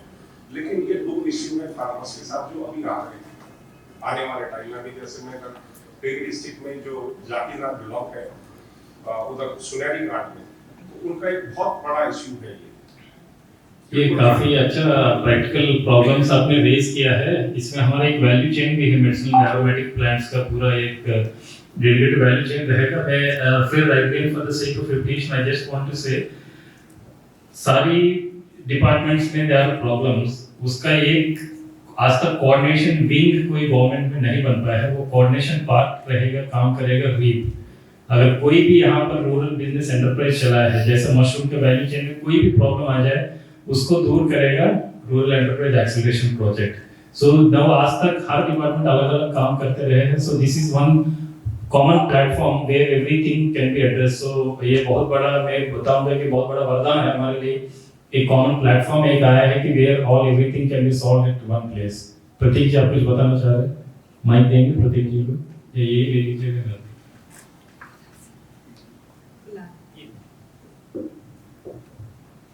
Thank you, sir. Sir, I think REAP is definitely and will prove to be a groundbreaking thing for the entire state. यहाँ पे sir, I have a concern जो मुझे लगता है अभी तक हमने address नहीं करी, maybe in the next presentations हम लोग जैसे जैसे build up करेंगे वो discuss. But I think public-private partnerships will be very important for this program. और I will just like to add my opinion on that. Sir हमेशा अभी जैसा हम देख रहे हैं हमारे जो SHGs हैं या फिर जो रूरल फार्मर्स हैं वो एक स्पेसिफिक अपने हिसाब से, चाहे वो ऑर्चर्ड्स में एप्पल्स उगा रहे हों या फिर पेपर्स उगा रहे हों, चाहे मशरूम्स उगा रहे हों, एक बहुत बड़ा कंसर्न जो होता है हमेशा उन्हें मार्केट ढूंढना पड़ता है। ऑब्वियसली हम लोग मार्केट तलाशेंगे और उनको लिंक करेंगे सो दैट उन्हें इजीली मार्केट एक्सेस हो सके। But I think the right approach would be कि पहले ही हम किसी बहुत बड़े प्राइवेट प्लेयर से टाई अप कर लें at the state level, so that हर एक विलेज में जो स्पेसिफिक रिक्वायरमेंट्स हैं कि एक बहुत बड़ा प्लेयर है लेट्स से आईटीसी या फिर इसी तरह के बहुत बड़े एफएमसीजीज, कुछ ऐसे प्लेयर्स जो कि मशरूम पे काम कर रहे हो, कुछ ऐसे प्लेयर्स जो कि स्पाइसेस पे काम कर रहे हो, हम उनकी स्पेसिफिक रिक्वायरमेंट्स जान लें कि उनको इस तरह के प्रोडक्ट्स चाहिए और उसी हिसाब से हम हमारे विलेजर्स को ट्रेन करें कि आपको यही प्रोड्यूस करना है, and we strike a very long term relationship with that player so that ये जो चीज है धीरे धीरे ग्रो करे, हमारे रूरल एरियाज में ग्रो करे। और इसका जो सक्सेस है ये obviously 4 years 5 years and a lot more years down the line हम लोगों को देखने को मिलेगा अगर हम एक बहुत अच्छे प्लेयर को यहाँ से कनेक्ट कर दें and we strike a partnership की एक तरह से we must not forget Uttarakhand में एक बहुत बड़ा प्रॉब्लम है जो कि लॉजिस्टिक्स का है। We are not just bothered about district headquarters, but अगर हम विलेजेस के देखें तो रोड नेटवर्क बहुत ज्यादा लंबे हैं, जिस वजह से लॉजिस्टिक इश्यूज आते हैं, लोगों को प्रोक्योरमेंट करने में कॉस्टली पड़ती है यहाँ से चीजें। अगर हम प्लेयर्स से इस तरह भी डील स्ट्राइक करें कि एज CSR इनिशिएटिव आपको इस तरह से शो करना है कि हमारे स्टेट से यू आर प्रोक्योरिंग प्रोडक्ट्स, तो धीरे धीरे हम लोग quality products with specific requirements जो कि एक्चुअल मार्केट में अवेलेबल कराने हैं हम लोग प्रोवाइड कर पाएंगे। तो I think we must focus on PPPs right from the go. Thank you. मैंने ये टोल्ड द फिलॉसफी जो मैं आपसे भी सुनता रहा हूँ, सो आई थॉट आप कुछ बता। Thank you. You have made very valid points and I think we are on the same page. आप लोग आज पहले दिन आए हैं, अब ये डॉक्यूमेंट जो पढ़ेंगे ना, रीप ओवर प्रोजेक्ट से कैसे फर्क है? It starts with market scanning. और प्रोडक्शन ऐसा नहीं होगा, प्रोडक्शन होगा मार्केट लेड। तो जो वैल्यू चेन्स की स्टडी हम बात कर रहे हैं, the first point will be market study, market scanning. जिस प्रोडक्ट को हम सोचते हैं बहुत अच्छा है, पर अगर मार्केट नहीं है, हम उसकी वैल्यू चेन में नहीं जाएंगे। और हम मल्टीपल मार्केट प्लेयर्स आइडेंटिफाई करेंगे। उस डॉक्यूमेंट में हमने ये भी हाईलाइट किया है कि हिल एरिया के चैलेंजेस हैं, low volumes of production due to fragmented and small land holdings and logistics challenge. Maybe Dehradun से मुंबई ले जाने की कॉस्ट कम होगी रादर देन मुंशियारी से देहरादून पहुंचाने की। Small volume, small vehicles, the scale is not there. तो मार्केट स्कैनिंग से हम आइडेंटिफाई करेंगे। आप लोगों के यहाँ 2-3 बहुत अच्छी अपॉर्चुनिटीज हैं जो और प्लेन्स की स्टेट्स में नहीं है, which is the climate. Institutional buyers जो हैं वो लुक फॉरवर्ड करते हैं consistency of supply over the years. अगर आप विस्टा फूड्स, मैकडोनल्ड से आपने कॉन्ट्रैक्ट करना है तो वो चाहेगा कि मुझे आइसबर्ग लेटेव्स आप सारे साल दें, ये नहीं कि मुझे 2 महीने में ली फिर मैं कहाँ भागूं। अब आपका एरिया प्लेन से लेके 10,000 फीट तक है, तो अगर प्रॉपर वैल्यू चेन निकल के आती है, Uttarakhand can become a consistent supplier of particular commodities. तो ये तो हो गया what you are saying, large buyer, institutional buyer. But इसके अलावा कई बार क्या होता है, जो छोटे बायर्स हैं, स्पेशलिस्ट बायर्स हैं, they also offer a higher value. तो इंस्टीट्यूशनल बायर आपको वॉल्यूम दे देगा, गारंटी दे देगा फॉर ईयर राउंड परचेज, और इन बिटवीन जहां जहां अपॉर्चुनिटीज आएंगी वो फार्मर्स को मिलेगी। तो वैल्यू चेन स्कैनिंग में ये सब आएगा। I am so happy you have raised these points.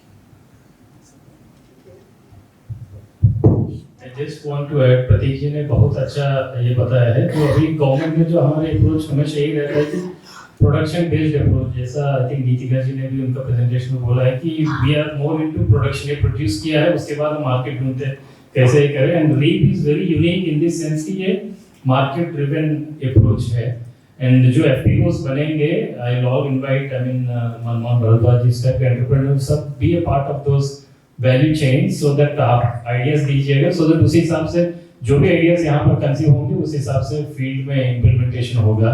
I mean for any kind of product, whether it can be medicinal aromatic products, mushroom हो गया है, off-season vegetable हो गया है, thought process will be done here, कितना हमको उगाना है, कितना मार्केटिंग करना है, फिर वो नीचे टारगेट्स दिए जाएगा कि आपको इतना प्रोड्यूस करना है, इतना क्लस्टरिंग में किस किस एरिया में करना है, so that एक क्रिटिकल मास उस पर्सन को मिलेगा। एंड जो पहले सीडो बॉडी मैडम ने जो बोला है कि don't look arhati as an arhati, he is basically aggregator. आप उसको उस रूप में भी देखिएगा, he is aggregating that critical mass. आप उनको कोऑप्ट करें सिस्टम में rather than removing him from the system. Co-opt and then धीरे धीरे उनको, और फार्मर को एक्सपोजर दीजिए कि आपको आड़ती को देने से 10 रुपए मिलेगा, 15 रुपए मिलेगा, और वहां पर देने से आपको इस FPO के माध्यम से आपको बेचने से 35 मिलेगा। May not be first year, may not be second year, third year में जरूर he will be weaned out from the RDT system, ठीक है। बट उनको जरूर रखिएगा, they are the aggregators, and look it in a positive way what role they are playing in the entire economy. I mean I had very good discussion about the CDO उदम सिंह के साथ कि aggregators की क्यों important है system में, and why should not do away with them. कोई और है?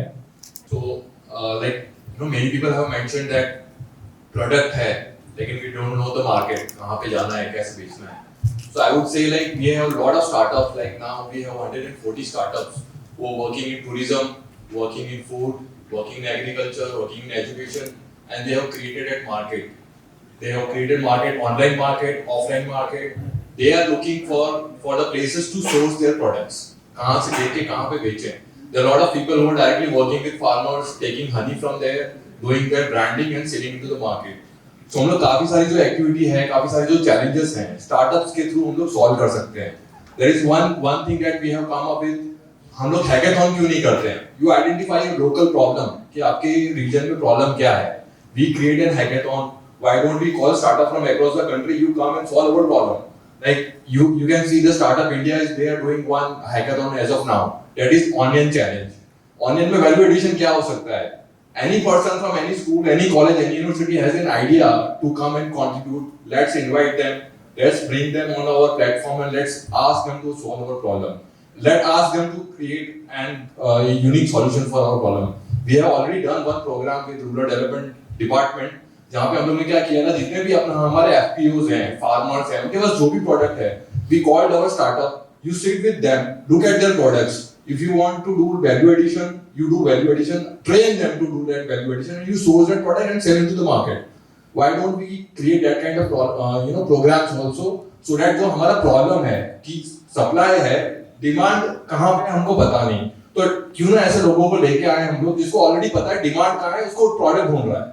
So we can create this kind of things through startups. So that point I wanted to make since last half an hour. Thank you.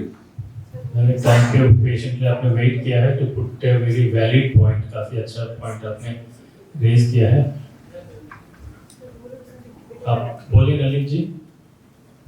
Thank you so much, sir.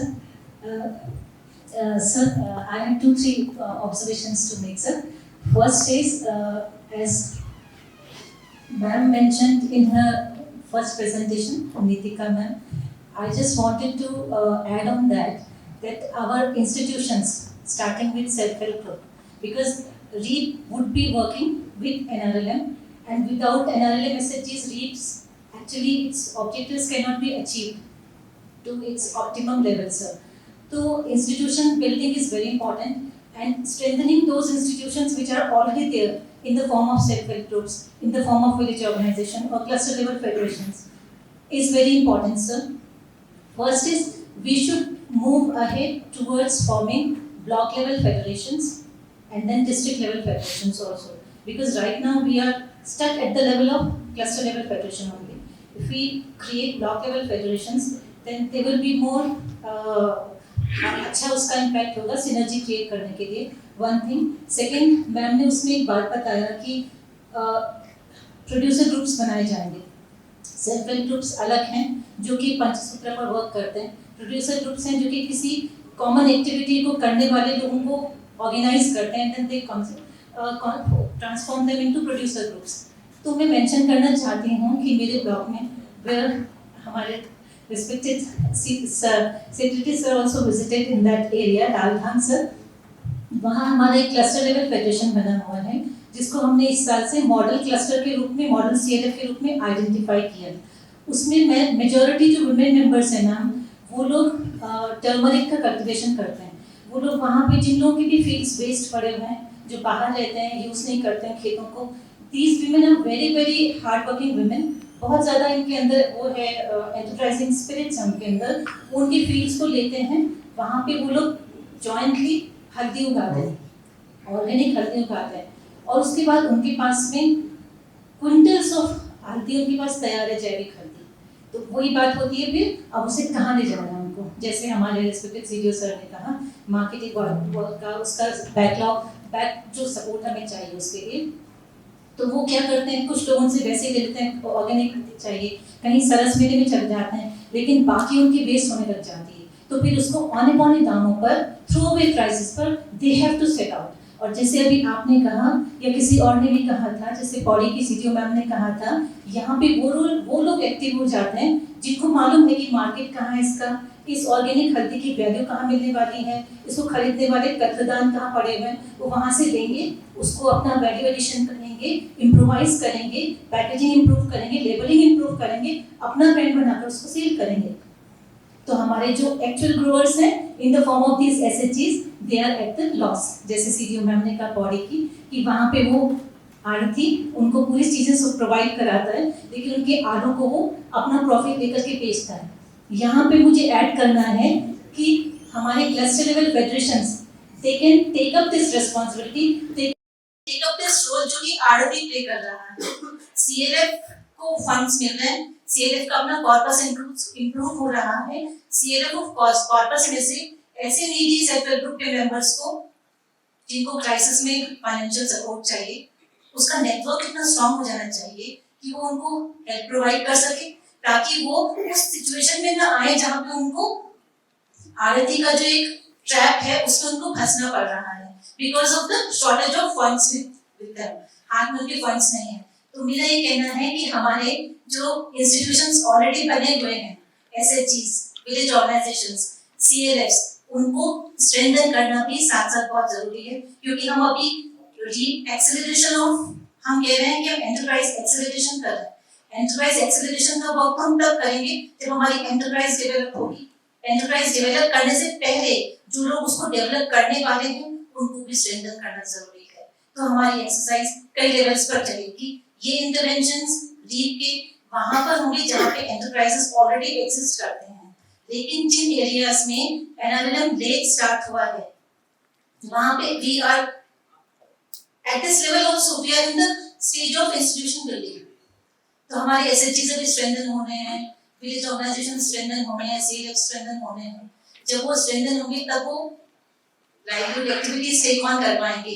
तो कहीं ऐसा ना हो कि इधर हम कॉलेज से भाग दौड़ लगा रहे हो, हमारे इंस्टीट्यूशंस ग्राउंड लेवल पर स्ट्रेंथन न हुए हों। तो हमें दोनों तरफ से एड्रेस करना पड़ेगा। सर ये मेरा इनिशियल गोल है, मैं बाद में और इनपुट्स देना चाहूंगी। Sir thank you so much. ये पहले कॉलेज में लेक्चर थी, वो छोड़ के फिर ये डेवलपमेंट डिपार्टमेंट में आई, सो हर level of commitment is very high. इसलिए उन्होंने बहुत ही प्रैक्टिकल प्रॉब्लम रखा है और इसका जो उत्तर है मैं अभी नहीं देना चाहता हूँ बिकॉज इसके लिए पूरा डेडिकेटेड लेक्चर भी इसी के लिए है। सो उसके बाद भी आपको डाउट है कि इंस्टीट्यूशन बिल्डिंग और एंटरप्राइजेस में, so that will be given there. अब लास्ट, क्योंकि मैम ने शुरुआत में ये बोला है कि मैम की जो स्टार्टिंग आज सुबह करके पंक्चुअली स्टार्ट किया हमने, so we should end punctually also, ठीक है, तभी री प्रोजेक्ट ठीक तरीके से चलेगा। सो लास्ट ऑब्जर्वेशन, इसके बाद लंच के लिए ब्रेक करते हैं। Good afternoon all the dignitaries in this and all the ladies and gentlemen. Myself Professor Manoj Panda from GB Pant Institute of Engineering Technology, Pauri. I am very much thankful to the organizing committee for inviting us to be part of this workshop. Sir, I have some submissions as far as this REAP project is concerned. Because now as per Government of India new education policy 2020, we all are concentrating on multidisciplinary teaching, learning and research. And we have 7 engineering colleges in Uttarakhand and 1 NIT at Srinagar, Garhwal. And we have in the technical institution, we have the scope for working for the community youth, for the unemployed youth by providing them a skill training program. So what I've understood that there is a scope in the project so that we can, because so many qualified youths, they have lost their job after COVID and they are searching for employment opportunities in their villages. So technical institution can play a vital role by providing them the appropriate skill-based training programs. And second one, which we are talking about the incubation and entrepreneurship. Like Nitika Madam has suggested that we have 3, Government of India has approved 3 incubation center like IIT Roorkee, GB Pant University of Agricultural Technology, Pantnagar and IIM Kashipur. We have most of the good engineering institutions are there in most of the districts. They can be utilized for providing the capacity building and the entrepreneurship skills and the incubation quality, how to improve the quality of the productivity of the rural development. And as far the experience of the farmers and experience of the village youth, the technical institution can work together using the applied artificial intelligence technologies for improving the quality of the product in their respective fields. Thank you so much.